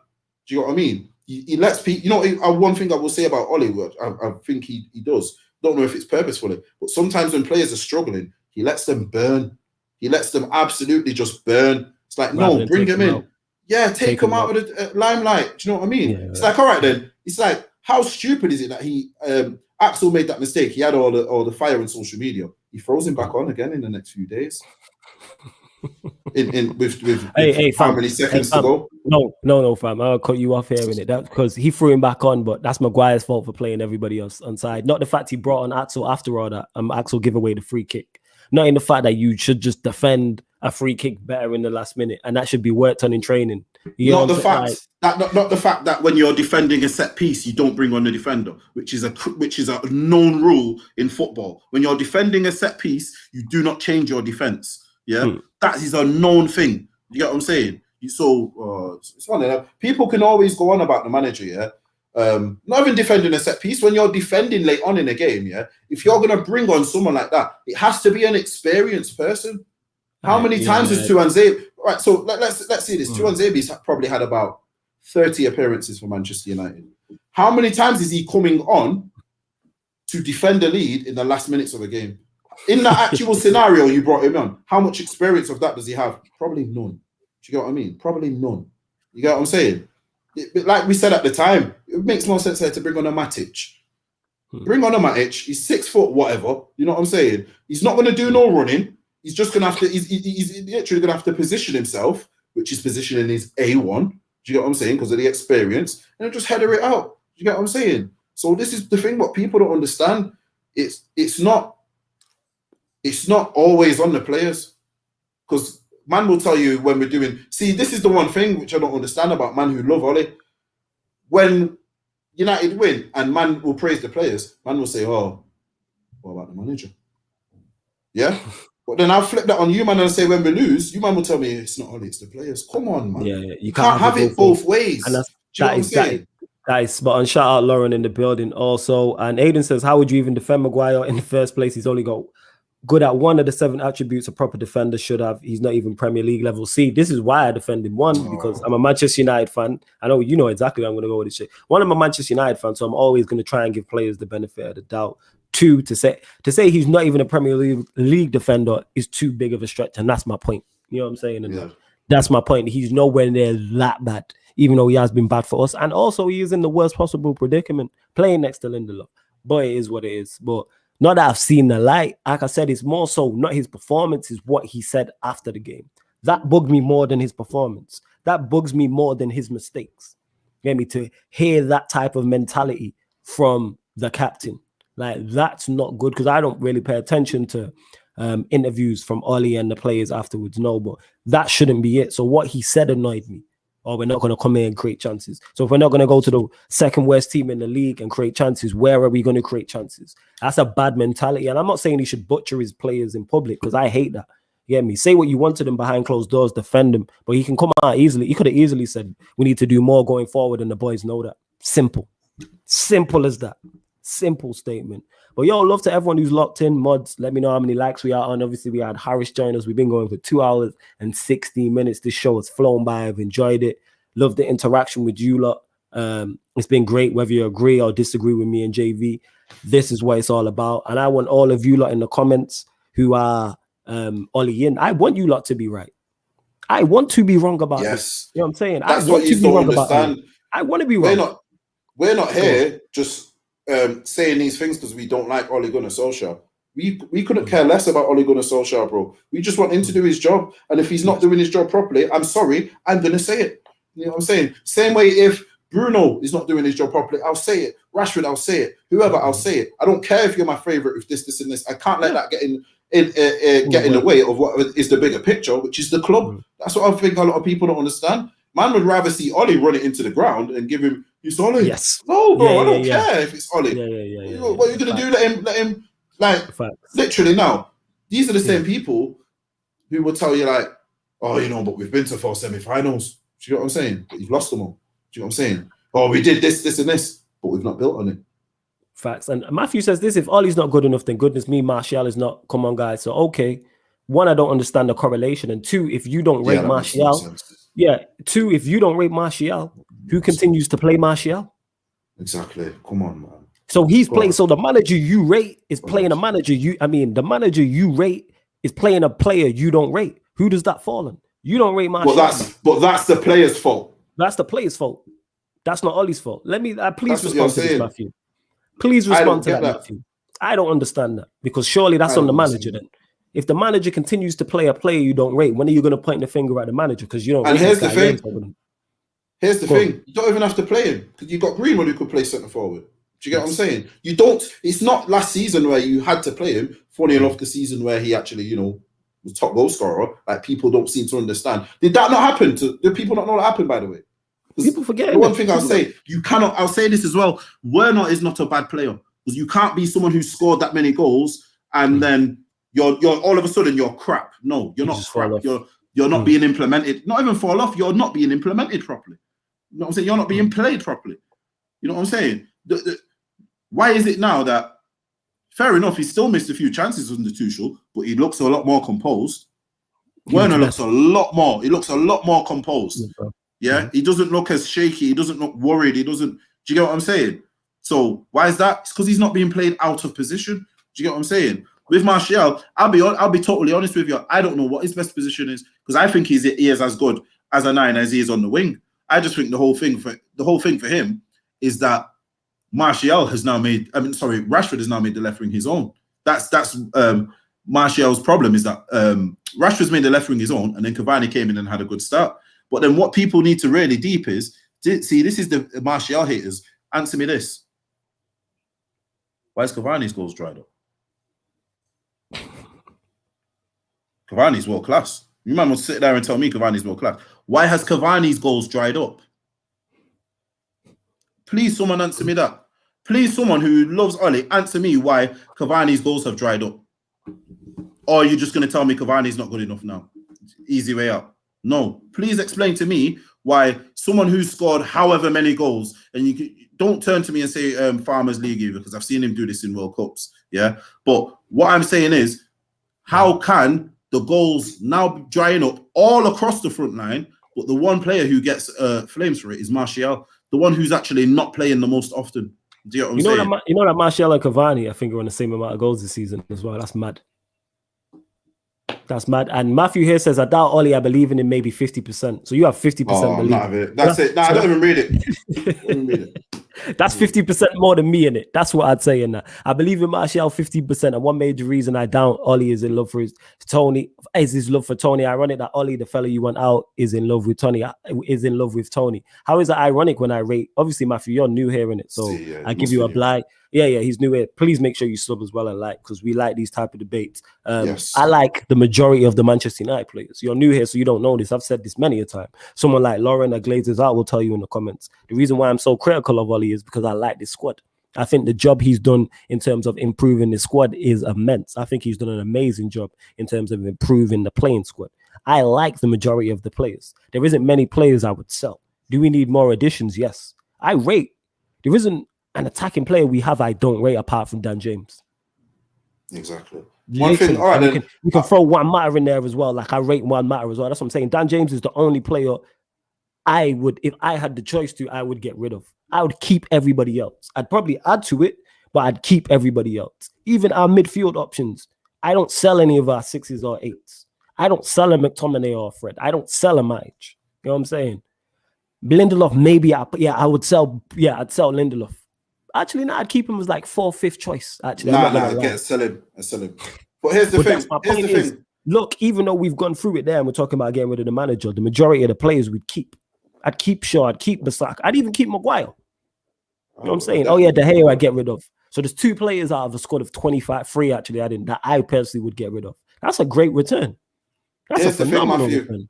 Here's the thing, Matthew. This is why we know you knew, yeah? Because we've been Ole out when Martial's banging in goals. So do you get what I'm saying? Like one thing I will say, one thing I would say, I think you've tried to twist that question because I don't think Ole particularly loves Martial, no. Or I think he would implement him in a way to get the best out of him. Similar thing what he does with Donny. It's like he kind of just throws you in the mix. Similar with Greenwood this season. Greenwood this season has just been left on. He's basically isolated on that right side. Left to his own devices. Make it work. Yeah, make it work. You know what I mean? So that's where I'd say, why is the manager not getting criticism for this? Why is the manager not getting criticized when, as I keep banging on about it, our top goal scorer from last season is now ineffective? Yep. How is it now that when Bruno, check this, how is it now that when Bruno's individual brilliance isn't shining through as much, you're not then able to even get something out of him? Bruno's an absolute player. You're not even able to see one of his attributes and get one of them out of him on a regular, consistent basis. If Bruno is Brunoing, it's down to Bruno. You get what I'm saying? Bruno. Yeah, if Bruno's doing his thing, it's down to Bruno. Do you get what I'm saying? It's not down to Ole. That's what people are not understanding. It's like, if you look at half of the goals Cavani scored, why they all seem to correlate with Fernandes being in form? Do you get what I'm saying? A lot of his first goals, it was him and Fernandes were like building a little relationship. So I won't even put that down to the manager. That's why now, what you're not understanding, when we don't have any individual brilliance and it's time for the manager to come up with something, there's nothing. There's nothing. At least, as much as man hate Mourinho, he would have a park the bus and then go and attack. It's a very, very Maka tactic, but it is actually still a tactic. He would park the bus and then he knows he's got the pace at the other end and he tries something. That is still a tactic because you're inviting the players onto you. So that is still in some form of a tactic. We can't even defend like that under OLE. We can't even shut up shop. How bad is it that we cannot shut up shop without bringing on players? You should be able to just one of you wingers drop back. One of you attacking midfielder, you drop back into centre mid, and the centre mid drops back as a 6. You know what I mean? Why can we not actually do that during a game? Why does someone have to come off the pitch for tactics to be implemented? Do you get what I'm saying? Because there is no tactics. If you're able to, a good coach can implement tactics without changing personnel. If you really watch football a lot, you will see Pep. Pep's basically turned Kyle Walker into a right-sided centre-back. Do you get what I mean? Basically turned him into a right-sided centre-back. And Cancelo basically plays as a winger. Do you get what I mean? But then when they're defending, it's four at the back again. Or it's this and it's that. Do you get what I mean? There's things what certain managers do. He plays Zinchenko left back. When they attack, Zinchenko goes into the centre mid. Yeah. Do people see these things? Do people know these things? This is what I'm trying to say. I've seen Pep play. I even rewatched the match the other day from start to finish. It was against Chelsea. I think it was that one where they needed bare goals against that Barca Chelsea one. You know where Torres scored at the end and. I know what you're talking about. Yeah. Bro, I know that. Yeah. He played, he had 3 centre-backs, 3 in midfield, and then 4 up front, bro. This is how the man started the match, bro. On the telly, bro. The lineup was like that. I was like, Jesus Christ. Man played a 3-3-4 or whatever. Bro, yeah. Yes, a 3-3-4. I was like, Jesus Christ. And I'm looking at the front 4 and I'm like, yo, this can't even, no one's even gonna one of them where they've got it wrong and it's really a 4-3. It was like it was like Pedro on one wing, I think Sanchez and then Messi and someone else, Messi and Suarez or something like that. And I'm looking at that. Yeah, none of them man can drop back and do a centre midfield job. You know what I'm saying? None of them can drop back and be a right back or left back. Do you know what I'm saying? And then the game went on. And he even threw another attacking player on, and I was like, "Yo, he went. I've said this to you. Plan, he went for it. Yeah, he went for it. I've said this to you how many times? How many times have I sat here and said we've seen Fergie do subs? How many times back in the day you'd be watching a match and you take off John O'Shea and put on Sheringham, and you're beating your head like, "Oh my days, what's going on? Have I missed another sub? Did I miss a sub when I went for a drink? Let me see who's on. You counting him. Right, and to what Matthew said as well, he also says Cavani's had 1,000 more minutes than Martial, and that's a valid point. I'll give you that. He says any other manager would have given Tony about 7 minutes given his start to the season. If he keeps playing him, want him out. If he keeps playing him, I don't understand. Write that again, because I don't understand the middle part of that. But he says Bruno and Rashford are contributing religiously relative to Tony. Yeah, they are. He's been poor. And Michael, I love this because, again, this means we're getting new people here. I love this. Salute to you, Michael. He says, you lads need to admit Martial ranks highly in terms of your favorites and you have a big blind spot for the fella. One thing I will say, I can speak for me and I'll let JV go. Yes, he ranks highly in my favorites because I rate him highly. But you're new here because I've said on this show, I've said on previous shows that Martial needs to be dropped. I've said on previous shows, Martial needs to be doing more. I've said on previous shows that Martial is not doing enough and hasn't been good enough this season. So clearly, I know you're new because of the name, so that's why I'm giving you a blind on that. So it's nothing to do with blind spots. We don't do biases over here like that. We call it as we see it. Martial is one of my favorite players, yes. I think he's very good, yes. But if I had a blind spot for him, I wouldn't be saying he needs to be dropped. Martial shouldn't be playing. And that ties into my criticism of the manager. Why are you playing players out of form? Exactly. Why is he out of form and you're still playing? No. Here's the thing. And you play him out of position. Yeah, go on, fam. Why do you have no... Here's my thing. Why do you have no solution for players out of form? Why is it that one of the best performers at this club before you arrived is now at West Ham on loan? Under you, he's been out of form. You've not been able to get him back into form. So what, you just get rid of him? Sorry, he's a player. I say this all day. Man, Lingard gets a lot of hate. Lingard over Dan James any day, bro. Anytime I see Dan James on our bench, I actually get angry because I think Lingard has proven for us. He's done it in finals, bro. Wembley. You know what I'm saying? He's done it for us. He's actually won us trophies when we're down to 10 men. Let's think about scenarios. Do you get what I'm saying? So so forget that. But when man are saying Martial ranks highly in terms of your favorites, I'm gonna sound like, if anyone watches this show, they're gonna be vexed by the time if you watch this from the start. I'll say once again, he's the top goal scorer last season. How can I not have a spot? How can I not have a favorite spot for him, bro? and also, fam, and he's helped us win trophies as well. We can't forget that. Here's the thing. No, this is what I'm saying, though. You don't score 23 goals in all competitions, yeah? No penalties. No penalties, and that's playing winger and centre forward for certain periods. Majority is centre forward, but you've played, I'd say you played at least 10 or more games last season on the wing as well. You know what I'm saying? So how can I watch a player score 23 goals for me? The next season is Maka, and I'm not just thinking, nah, I've got to just keep playing. That for me, that's what I think. You've got to just keep playing him. But the manager should have a different opinion. You should have something to do. So it's not that in terms of having a favorite, yes, I have a favorite, but I don't have a blind spot because we clearly know he's not playing well. But what I'm saying is, what's the manager doing about it? Me and JV have said this multiple, but because you're new, obviously Mike is new here, so he won't know that. But me and JV have said on this show, and we said this countless times, and I've loved this debate. Oh, this is great. But yeah, we've both said it. You know what I mean? So yes, everyone has their favorites, including you, Michael. You all have your favorites. But we've called him out. I've called him out. I've said Martial should not be playing because he's not been good enough this season. Drop him. And when I say drop him, I'm saying don't drop him, put him on the bench, and then bring him on with 20 minutes to go. Don't play him. Drop him properly. Have him on the bench for 2 games in a row, and don't put him on the pitch. But you know what? Do you know why you can't do that? Go on, fam. Because he relies on individual brilliance. So if he's in trouble in a game, and he needs someone to come on and do something, that is genius. It is, no, that's what it is.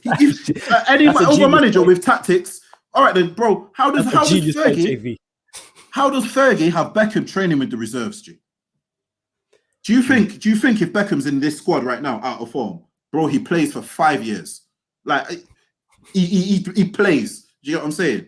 And I'm not comparing him in terms of ability. I'm comparing him in terms of, you've got a problem with this player. What do you do with him? Do you get what I'm saying? I'm saying the handling of the player. That's what I'm comparing. You try and solve the problem is what you're saying. And to you, there seems to be no attempt to even solve the problem. There's not even an attempt. He's Lindelof in the tank. There's not even an attempt to try and solve it. No, there's not. That for me, I'd even go as far as to say his handling of Martial is very passive. It's almost like you sort it out. Yeah, he's left him to his own device, like Greenwood. Yes, you sort it out. You start. You do. Go on, fam. No, it's almost like he's saying you do something. You sort it out. Yeah. Like, but how many players of Greenwood's age would you see in a first team and someone is not either feeding him the ball or collecting it off him? Do you get what I'm saying? Man will be coming close to you. I'll take this. Yeah, you go on. I'll fill in your space for a bit. You go. You know what I'm saying? Not babysitting him, but you're actively making sure that as a team, you're working in a certain way. And these are things what a certain player could implement, off a whim, but then he leaves his position free. If the manager is implementing things properly, we then get more out of these players. I'm telling you right now, Greenwood under a Pep. Oh my God. Yeah. All right then. Greenwood and Martial. Saturday season, every last one of you people in here would be telling me Greenwood over Foden, or they're at least level. Yeah. Why has that comparison been thrown out the window now? Why has that comparison been absolutely volleyed out the window? That got goal kicked out the window. You know what I'm saying? That got absolutely goal kicked out the window. No, there's no comparison now. Foden, you're now saying Foden and Grealish. You get what I'm saying? You get what I mean? What you're saying. I get what you're saying. I'm not comparing Foden and Greenwood now. Why? Because Greenwood, because Foden is under a serious operator. He's under a drill sergeant. Foden's in the best possible position. He has a great teacher and he has the players around him as well. He's under, like, if you put imagine Greenwood as imagine Greenwood as a 9 for Manchester City. Anywhere across that front line. So even if he had him on the wing, how Ollie's playing him now, he would still be because it's a different wing play. This is one thing I've said this for ages about us with wingers under Ole, even a bit under Mourinho as well. I think Van Gaal's the only one who was able to implement it a bit better with the wingers. Our wingers are too much on the touchline. Our wingers too out on the touchline. Yeah, see now in football, that's where the fullback actually is. If you watch other teams, that's where the fullback is. The other teams' wingers now start in the channels on the edge of the 18-yard box. We're the only team who plays looks like a 4-3-3 or 3 up front. So you'd have your 3 up front with your 2 wingers on it. But these man start on the actual line. We're the only big team who does that. If you look at all these other big teams, teams now, it's actually there, right? Look at Trent, look at Robertson. Yeah, Trent and Robertson, they take a touchline. Yeah. They're on the touchline. Salah and Mane. Inside, more inside. Yeah. They might start wide, but they're touching. But big up B-Watt for this comment because he says, Flawless, you need to promo this channel more on other channels. Should have more subs. You are fairer than a lot of other channels for me. Big up for that because we do try and be fair over here. In it, whether we agree or disagree with you, we always try and be fair. And when you say I promo, I do in it. If there's any ideas for anyone in the comments who has anything in regards to promotion, let me know because I'm always open to ideas for trying to promo the channel. And we did just hit lick 2K last week. So we're rolled to 2,500 subscribers. And in terms of the promo as well, help us in it. Share the video. I'm not saying you haven't. You might have shared it already. But if you have, share it again. You get what I'm saying? When this goes up on YouTube, share it to all your socials. Tell a friend to tell a friend. Like, subscribe, and all of that. Hit the notification bell when you do, because we go live every day. Obviously, you get ManDem United every Tuesday and Thursday at 5 p.m., but we're going to push it forward on Thursday in regards to the United game against Sociedad. So it'll be pushed forward, and you'll still get a watch along. So yeah, man, we're going to keep this going and that. But every time I'm on a show, I promote this channel, whether it's Aaron's, whether it's Saeed's, whether it's Rants, wherever you see me in it. I was on the Final Third, big up to them. I was on their thing. You get me? That came out yesterday and I was on there. So yeah, man promos everywhere. But if you have any ideas, and that's not just to you, B-Watt, that's anybody else, me and JV are open to it. But we're working on stuff as well to promo it in it. We're trying to grow the channel best as we can. And this has flown by. I've enjoyed this. Organically. I didn't try to grow our thing organically. Organic. So this is why you don't see us do. This is why you'll see big guests on here, but you won't see big guests all the time on here. You get what I'm saying? And you won't see us. You know what I'm saying? Just ranting to go viral. If I have a rant on here, it's because I'm feeling passionate. Sensationalist headlines in the thumbnail. No, we don't do that, man, guys. Well, I understand. Thank you very much. Yes, thank you very much. Thank you very much, B-Watt, because you've been a very good contributor to this actual show. So definitely, the standard of the show, today's show being so high, is down to people like yourself. So make sure you come back. We've got shows all the time. New stuff, new ideas. There's a lot more coming. Like I said, and it's not just sport. Obviously, we have the sporting shows. You get me? You have ManDem United, which is every Tuesday, every Thursday. We have an Arsenal show here.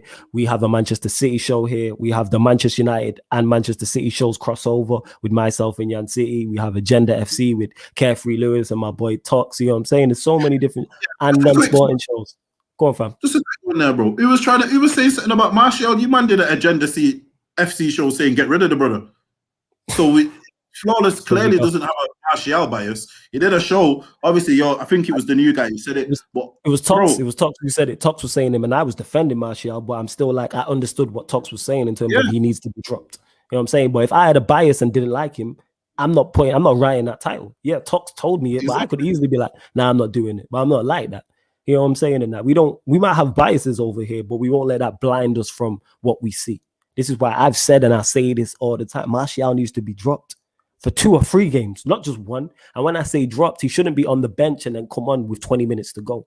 He should be on the bench. Make him think. Right, if I don't play well, I'm not playing at all. None of this, I play poorly, and I'm going to get my chance the next game in the last 20 minutes. And that goes for Greenwood, that goes for Cavani, that goes for Rashford, that goes for Bruno. That's one of my biggest, that goes for Maguire, that goes for... No way Lindelof should start the next game. After that, no way. No way Lindelof should start after that. After that error, no way. After the head has been making certain errors, he shouldn't be starting, but he will. Exactly. You didn't see what... This is one thing I will say about the Lindelof thing. Honestly, I don't think he should... for me, and I think even certain big managers, for me, you're not considered a starter after that. Like, honestly, you might as well. For me, well, as I watched that, and I actually remember seeing it, and I thought, if you don't know football, you think that's his first ever men's match. Do you get what I'm saying? If I brought someone or someone who was in that room, like an uncle, auntie, or something, and they're watching their match, and they say, "Oh, why they rough him up?" That's how an older person would have seen that and said, "That's a foul." They rough him up. You know what I'm saying? That's how an auntie or a grandma, "Oh my God, why they rough him up?" And say, "Nah, that's football. That's how it should happen." Oh, he look like he's not ready. You know what I'm saying? That's how that would have. They would have looked at that like, yeah, that man's not ready, and he's not. Do you get what I'm saying? He's not. He shouldn't be a starter. Like, honestly, if we're looking, don't get me wrong, centre backs are a very big problem in the modern game. Such as, you know, in terms of a lot of people, it's like a few years ago there weren't a lot of nines, you know, solid proper nines. You know what I'm saying? A few more have come back into play recently, but I think that's where we are now with the centre backs. There's not a lot of natural defending centre backs. I think a lot of players are now becoming converted in this and that, and you know what I mean? They're not back. Once upon a time, your centre back was a centre back because he's been a centre back from when he was 5. You know what I mean? You don't really, or he's been a defensive player, the most a defensive midfielder. You don't hear of someone who's like, maybe you get like your strikers who get turned into left backs and right backs like Ashley Cole and that, but you don't hear of someone being a centre forward as a pro. I mean, a centre back as a pro, but they started out as a centre forward. Do you get what I mean? Most of your centre backs have played there by trade over years, and this is what I think we're having now. There's a really big lack of top centre backs because for me, I don't think Lindelof is a top 10 centre back because I think if you look at the criteria for a centre back under the top 10 teams, they're all more brutish, they're all more old school. Lewis Dunk, that Diop for West Ham, you know, like no nonsense type of. You know what I'm saying? Yep. So that's why I don't even think Maguire's a top. Not Maguire, sorry. Lindelof is a top 10 Premier League defender. For me, he suits one of those teams where you can get away with not being in the limelight. He doesn't like the limelight. That's one thing. You don't want to be under the scope, and at Manchester United, you're always under the scope. You said this from the jump. You was like, a lot of people didn't watch Maguire at Leicester because a lot of the things he's doing now, he would have been doing there. Because it's Leicester and not Manchester United, it's not under the scope. But we appreciate. Go on. Yeah. I watched Leicester the other day, and one of the it was that Tielemans, and he gave away the ball, and I think Paul ended up scoring off it. But I'm saying, if Tielemans, if Tielemans is at United and he does that, it was me and you actually speaking about yesterday. If Tielemans does that, at United, it's oh my God, bro, it's terrible. But this is what I'm trying to say. He's not under the scope at Leicester for that. He's if he comes to United, he would be. And even the commentators didn't pick up on it. Do you get what I'm saying? The commentators didn't even speak about it. They were quiet about it still. Do you get what I'm saying? But if that's a player playing for United, limelight. Do you get what I'm saying? It's the first thing what they would see. And this is what I'm saying is the difference. So people will tell me, oh, Maguire would have been doing that at Liverpool. I mean, at Leicester. I remember they played against Liverpool and they had a shaky performance and Salah done him or something else happened. And then I remember, you know, I heard we were getting him and I was like, I don't really know because I just remember that one thing what you did. You know what I'm saying? And that's not, I weren't even looking for that because I weren't aware of you like that as a player. Not aware, but I wasn't looking at you as someone who's coming to United, so I'm not watching your every match. But the one or few matches I've watched you've made mistakes. This is what I'm trying to say. A lot of people don't actually watch these players before they get to a big team. You get what I'm saying? So then you can't actually comment on how they are at that big team if you've not watched them prior to that. Because a lot of man will talk about Maguire's been relegated. Who can tell me? Who can tell me you watched Maguire every week in, week out when he got relegated? Do you get what I'm saying? No one can. This is what I'm trying to say. So I get your point. Yeah, it's one of them, innit? It's one of them. You've got to take it in. Everything's got to be taken in context. Love to everyone who's locked in. I'm not sure how many likes we are on. Big up all the mods. Big up everyone who's contributed. Big up Harris as well. Make sure you follow him. Make sure you follow Sarcasm City across all the platforms. We're on Twitter, sarcasm_city. Sarcasm_city also on Instagram and Facebook. Make sure you follow me, JV. You can see our names there. This podcast and, well, this show and all the other shows on Sarcasm City TV are available as audio-only platforms too. So underneath this video, along with the membership, where you can sign up to Sarcasm City TV membership, you can listen on SoundCloud, Spotify, or iTunes. So you can listen while you're at work, while you're driving, while you're at home. You might not everyone wants YouTube. You know what I'm saying? Some people prefer the more traditional way of listening to podcasts. So like I said, SoundCloud, Spotify, or iTunes. Hope you've enjoyed the show. We'll be back tomorrow, actually, Wednesday, stack day tomorrow on Sarcasm City TV. So myself and Aaron, Mr. Aaron United, my Don, will be back with Cool, Calm, and Collected at 4:30. Then at 8:30, you can catch the Music Minded podcast coming back with Lindrix and Sophie. And then Thursday, we're back with this show, ManDem United, but at a slightly earlier time, probably 4 o'clock. We'll probably start an hour earlier, simply because United play at 5:55, and then we'll be doing a watch along. So Thursday, it'll be ManDem United at 4 o'clock, and then straight into the watch along. But yeah, as you can see from that big yawn there from JV, he's tired.